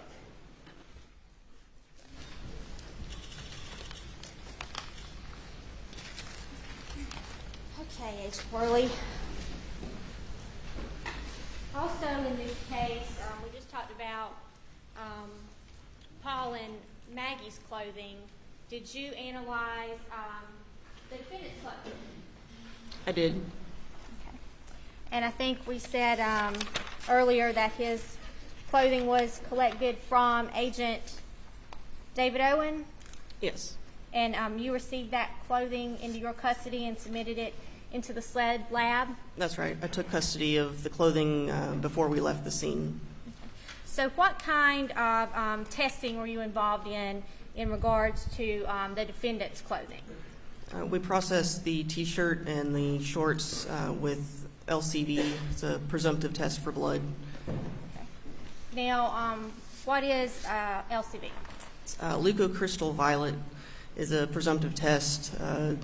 Looks for hemoglobin component of blood. Okay. So what happens when you put it on something? If it's reacting to the presence of blood, it's a presumptive positive test, and it'll turn purple. Can LCV react to other things besides blood? It can. Like what? Bleach, rust, I think are the main ones. Okay. All right. So when you process the defendant's clothing with the LCV, what did you find? There were several areas of staining that we had a presumptive positive result, several on the front and a few on the back of the T-shirt. And what about the shorts? The shorts, there were a few on the front and back. So when you got that presumptive test with the LCV, what did you do with the shirt then? We documented the entire process with photographs, starting from taking it out of the package to before we did anything at all with it. We took photographs of the front, the back, inside and outside. Once we sprayed it with the LCV and saw all the stains that we saw on it, we rephotographed it again with a scale, without a scale first, then with a scale for each stain. Then we laid the shirt flat and labeled each of the stains with a letter and photographed it again with that letter and a scale in the photograph for each of the stains. And you did that for the shirt and for the pants? Yes. Okay. And as far as your analysis goes, after the shirt was processed and shorts were processed with the LCV, did you do any further analysis? No, I did not. Okay. And now after something has been sprayed with LCV, what happens to that object? Over time, any area of the object that came in contact with the LCV will oxidize and the entire thing will be purple. Okay. So like right now, if you sprayed this paper with LCV, and it didn't turn like purplish blue.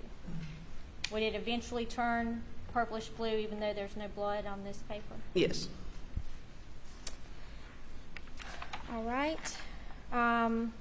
Let's move ahead to the search of Moselle. Was that property eventually searched by yourself and other agents? It was. And when did that occur? September 13th, 2021. Okay. And that was several months after the murders took place in June? That's right. Okay. And what parts of the area or the residence were searched? We searched the entire residence. The main focus was the gun room on the first floor. Okay. So could you kind of, I guess, describe the property and the areas that were searched? There's the main residence, and then also there was a cabin closer to the kennels that faced Moselle Road, and then also the workshop that was located near the kennels. Okay. And is the residence a fairly large residence? It is. Okay. And you searched the entire residence? Yes. And you mentioned the focus was on a gun room. Yes. Where was that located in the residence? It's on the first floor.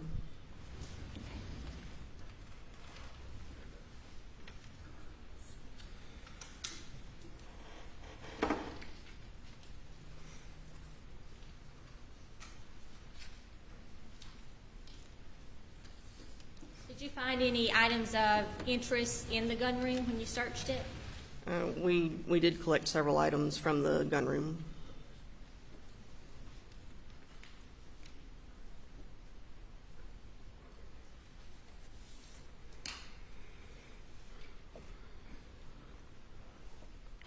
Was the workshop area of the residence searched out near the kennels? Yes, near the kennels, yes.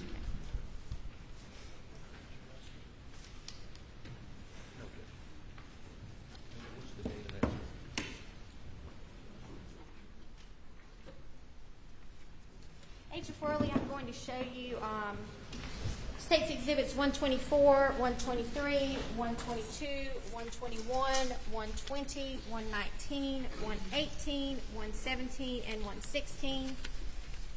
Could you tell me if those are pictures taken during y'all's search that day?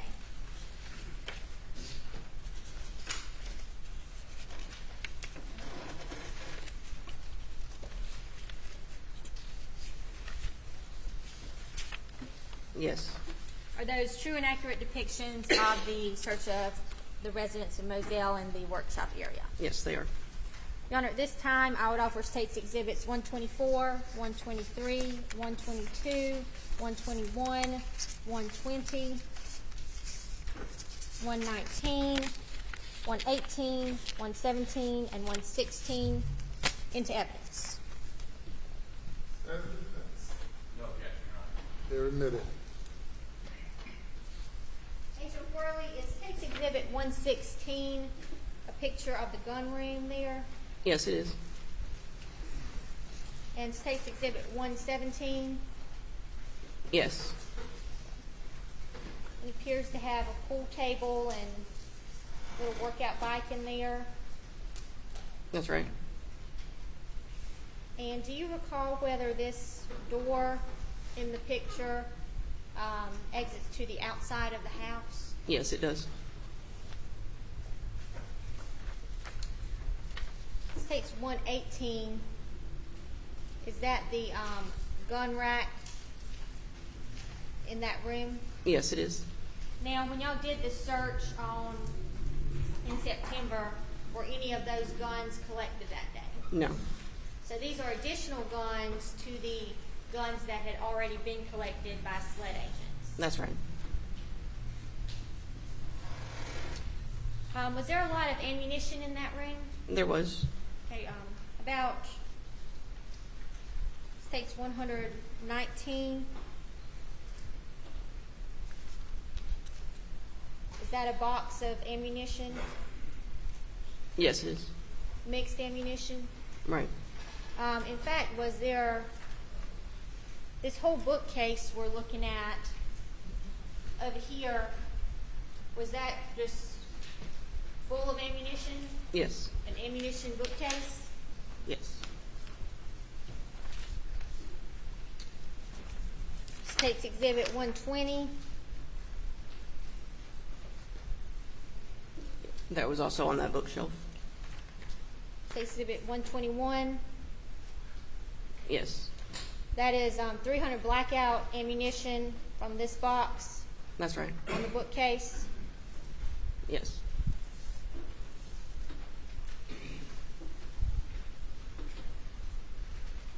And was some of this ammunition collected? It was. And you said you also searched the work shed or hangar out near the kennels? Yes. State's Exhibit 122. Is that ammunition that was found in the workshop? Yes, it was in that red bin on the workbench. Okay. And we see ammunition in a little, like a wire tub and then in this tray. Yes. Specifically in Exhibit 123, what types of ammunition was some of the ammunition that was located? It was one unfired cartridge, head stamped Barnes 300 BLK. It's the one on the left. And then the 4 unfired shot shells, head stamped 12 gauge Federal. And item 124. And those were the boxes of 300 blackout ammunition photograph. And you said y'all collected some of those for evidence purposes? Not at this one. No.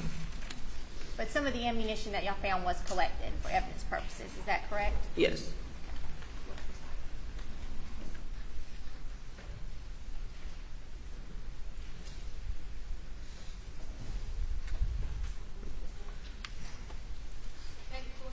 Indulgence, Your Honor.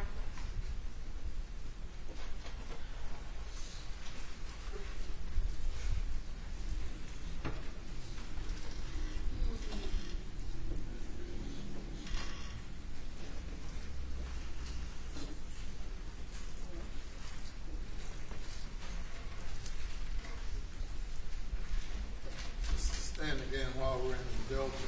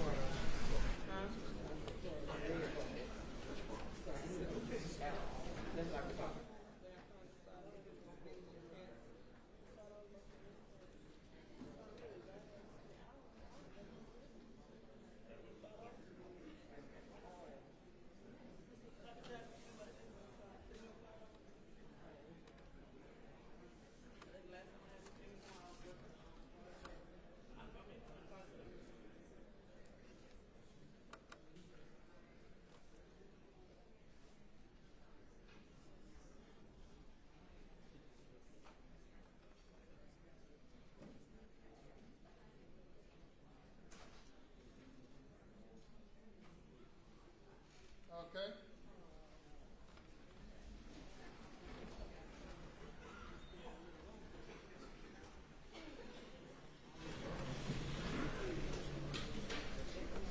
Thank you, Your Honor.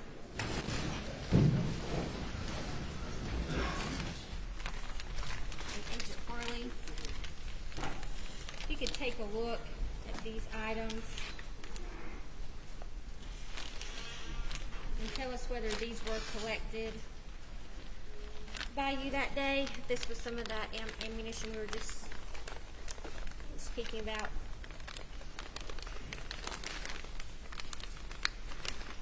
Want me to open that?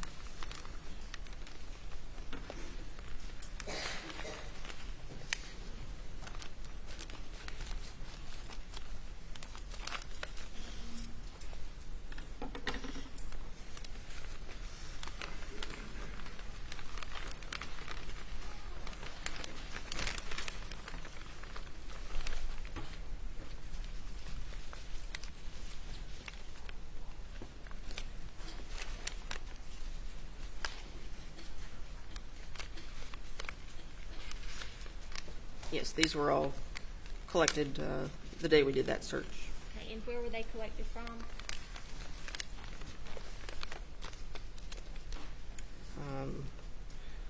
From the desk in the living room was the cabin that faced Moselle Road.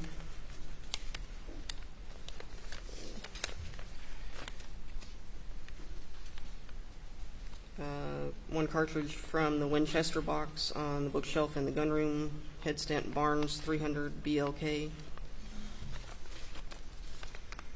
One cartridge collected from the desk in the living room of the cabin. One cartridge head stamped S&B AAC 300 BLK from the desk in the living room of the cabin. One cartridge collected from the desk in the living room, head stamped Barnes 300 BLK.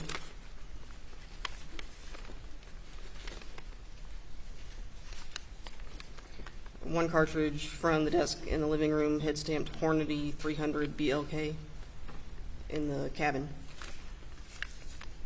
One cartridge collected from the Winchester box on bookshelf in gun room, head stamped S&B 300 AAC BLK. One cartridge from Winchester box on bookshelf in gun room, head stamped S&B AAC 300 BLK. One cartridge head stamped S&B AAC 300 BLK from the bookcase in the gun room. One cartridge from the Winchester box on bookshelf in gun room, head stamped S&B AAC 300 BLK.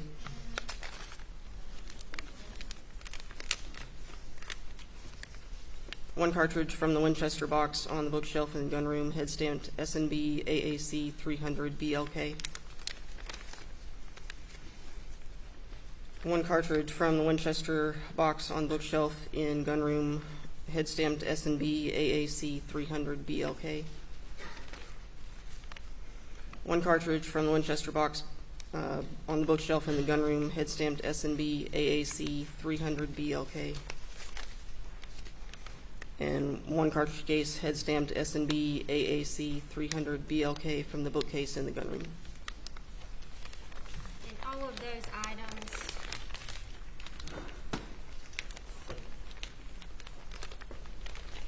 items 147 through 161,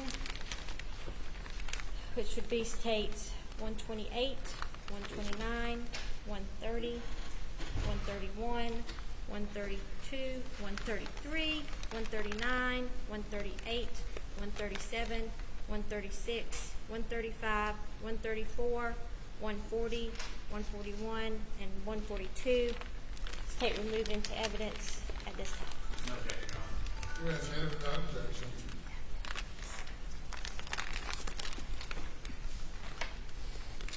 All right, and we have some additional cases that were found.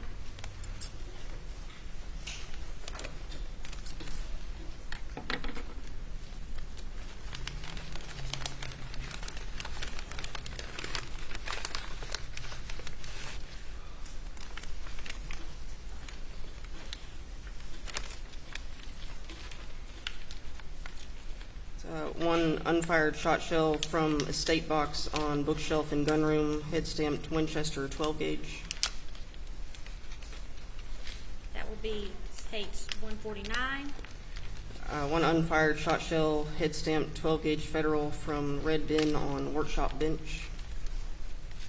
states 150,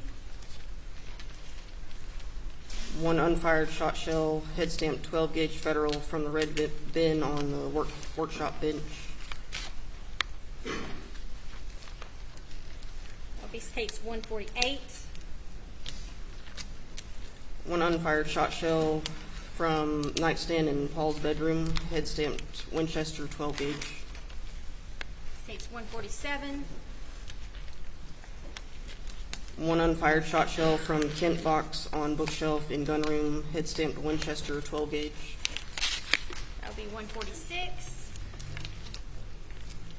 One unfired shot shell from the state box on bookshelf in gunroom, head stamped Winchester 12 gauge. That's 145. One unfired shot shell, head stamped 12 gauge Federal from the red bin on the workshop bench. That would be states 144.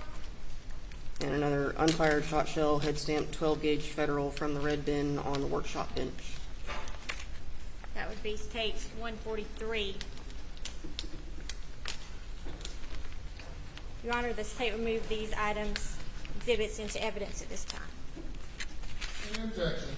No objection. You're admitted without objection. What else do we have there, Agent Worley?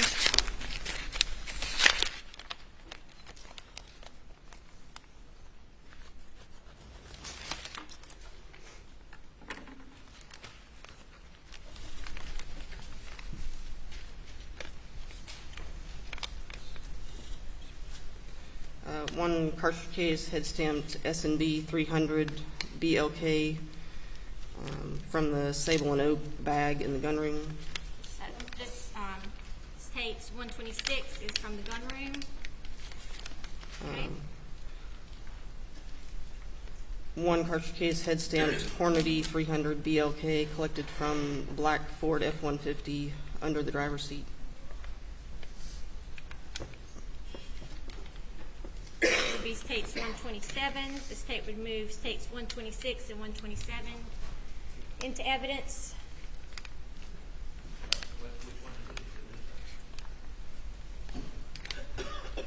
States exhibit 126, 300 S&B 300 blackout, and 127 is a Hornaday 300 blackout.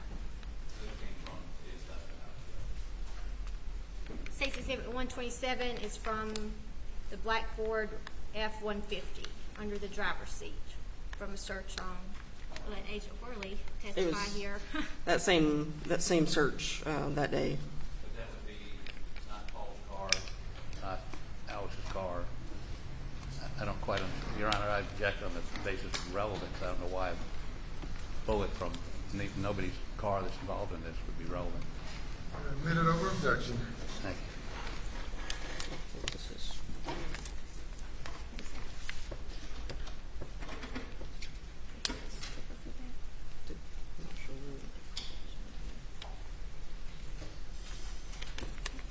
Okay, what other exhibits do we have there?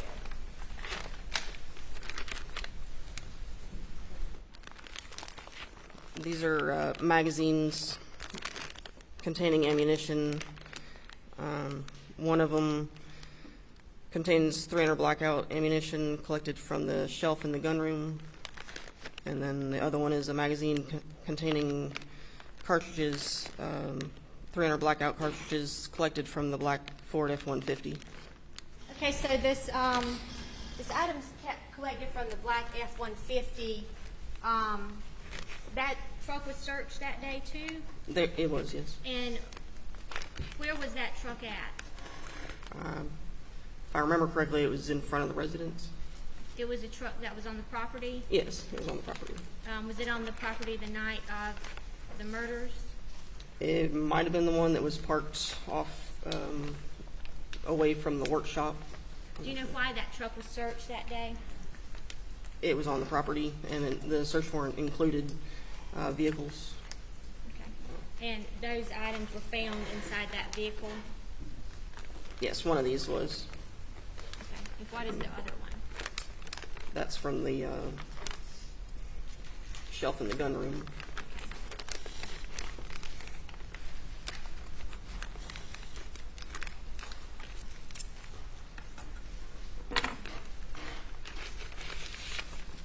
one from the gun room. Let's come on from the gun room. This one.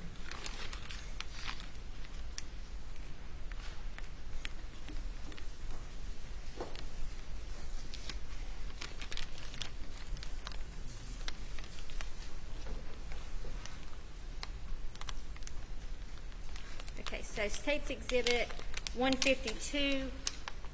What did you say that was? A magazine containing 300 blackout ammunition collected from the shelf in the gun room. State would move States 152 into evidence. Okay.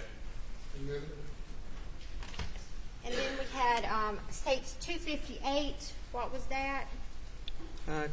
Cartridge collected from the workshop bench, head stamped Barnes 300 BLK.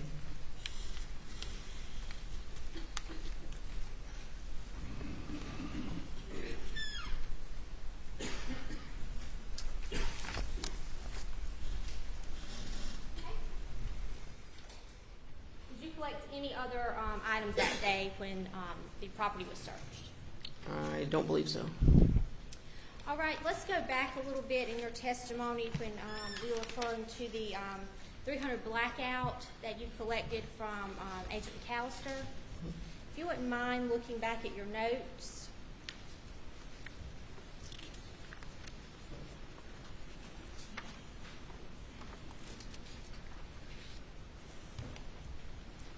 I believe you testified that that was item 34, but that was actually item 33 is the Palmetto State Armory PSA PA-15 multi-rifle with a night scope. Yes. That is item 33, the gun. I have that the night vision scope was 33. I believe if you'll look closely, you'll see where the gun with the night Okay, vision scope. yeah, it's the gun with the scope on it, yes. Is that correct? That's right. The gun with the night vision scope being item 33. Right.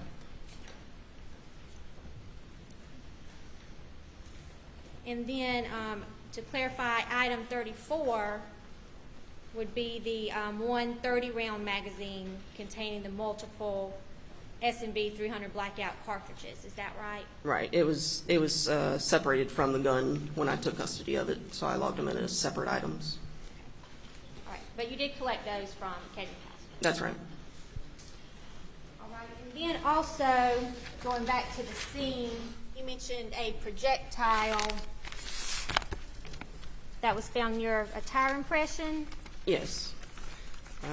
We were setting up to take examination quality photographs of the tire impressions at marker 8. We located another fired projectile that was lying on the ground. I'm going to show you State's Exhibit 250. If you'll take a look at that, could you tell us what that is? And this is that projectile near the tire impression. Your Honor, the State will move State's Exhibit 250 into evidence. Okay. Without objection.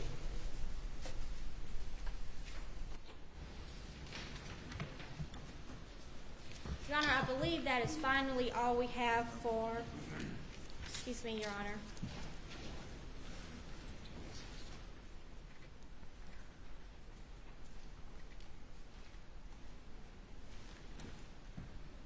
Okay. Agent Whirling, I'll have you take a look at, mark this as State's Exhibit.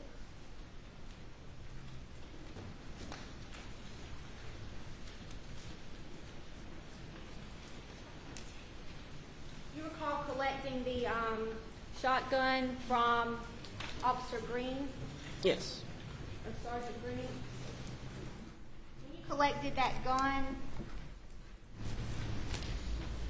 did you swab it? I did. I'm going to hand you State's Exhibit 259, if you could tell us what that exhibit is.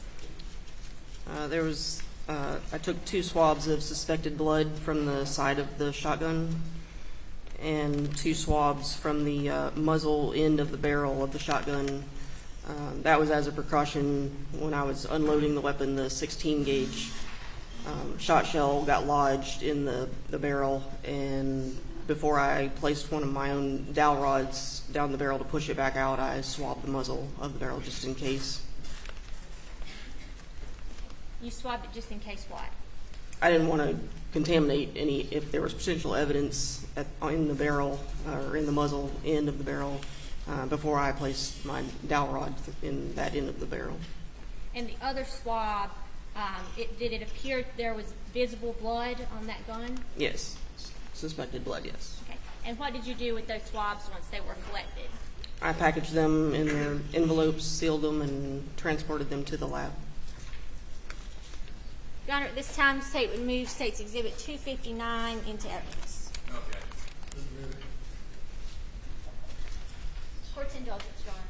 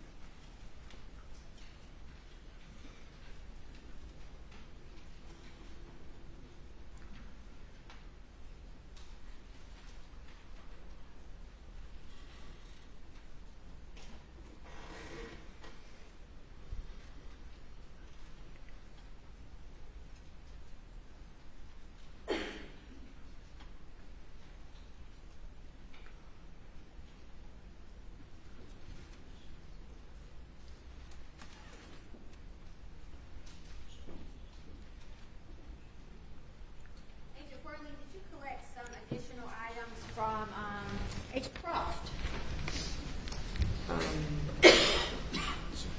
I'm going to have you take a look at State's Exhibit 260.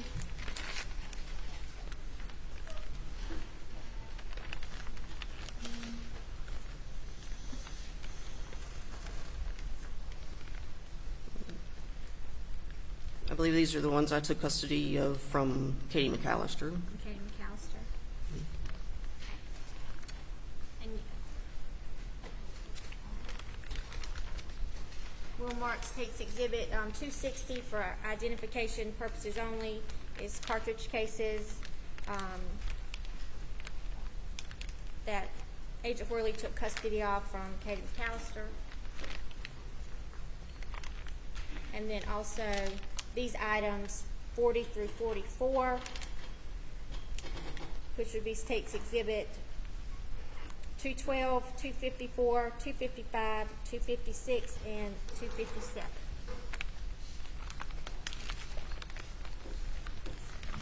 For identification purposes only. Yes. And what are those? These are the other items I took custody of from Katie McAllister. So items collected by Katie McAllister and Agent Wilson. Right. Okay.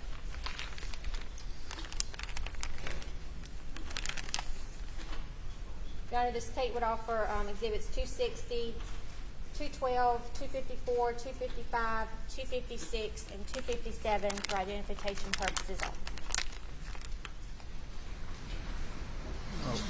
I'm not quite sure what they are. If Ms. Gu would come here, we can perhaps have a brief discussion.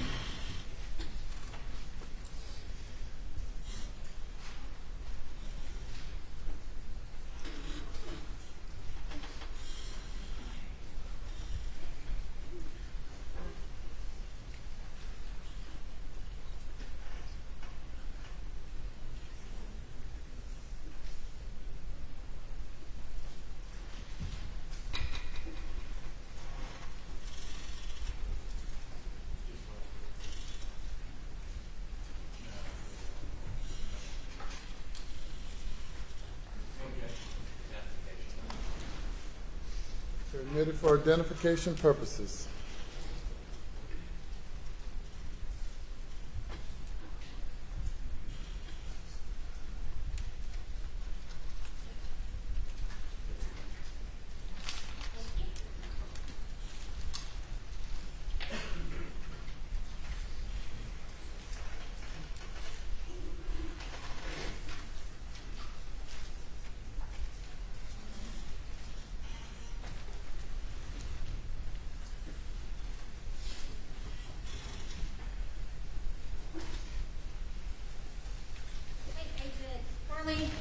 thing, State's Exhibit 261 for identification purposes only.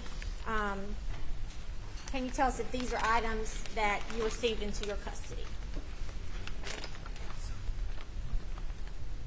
Yes, they are. Okay, and how do you know that? It's my handwriting on this outer packaging. So there are quite a lot of items in there that you received from, is it Agent Croft or Agent McAllister? These, I believe, were ones I took custody of from Lieutenant Todd Shank. Okay. Let me open them. But those are items that you took custody of. That's right. And I logged them in to the lab. I didn't collect them myself. I got them via chain of custody, and then I logged them into the lab.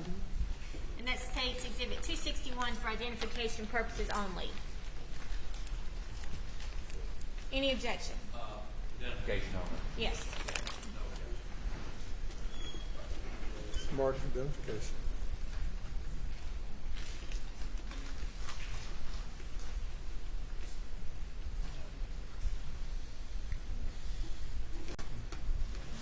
Close the doors, just 1 moment, Your Honor. I think we're done.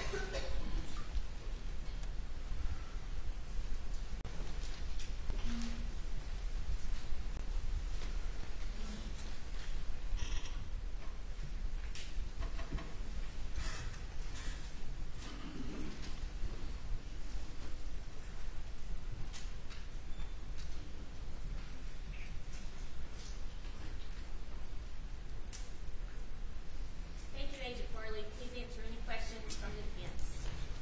Cross-examination. Your Honor, may we approach? I can say it right here. My cross-examination is witness will take several hours. And if we begin this afternoon, I'm afraid Monday morning I'm going to have to go through everything I went through today to ensure that there's some continuity there. And no offense to the jury, but I'm not sure I'll remember what I did today on Monday. So I would ask you if we could go ahead and take our weekend break today. All right, ladies and gentlemen, we will recess for the weekend and resume at 9:30 Monday morning. Please do not discuss the case.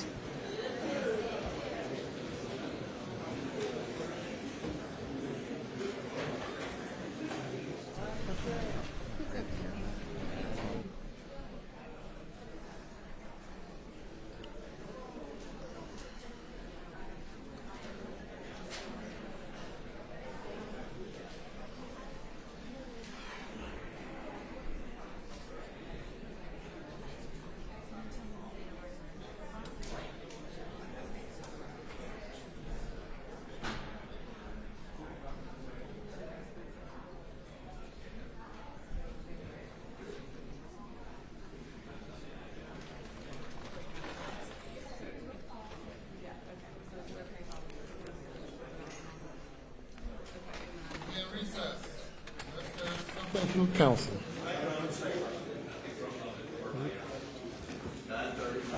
9:30 Monday morning, yes.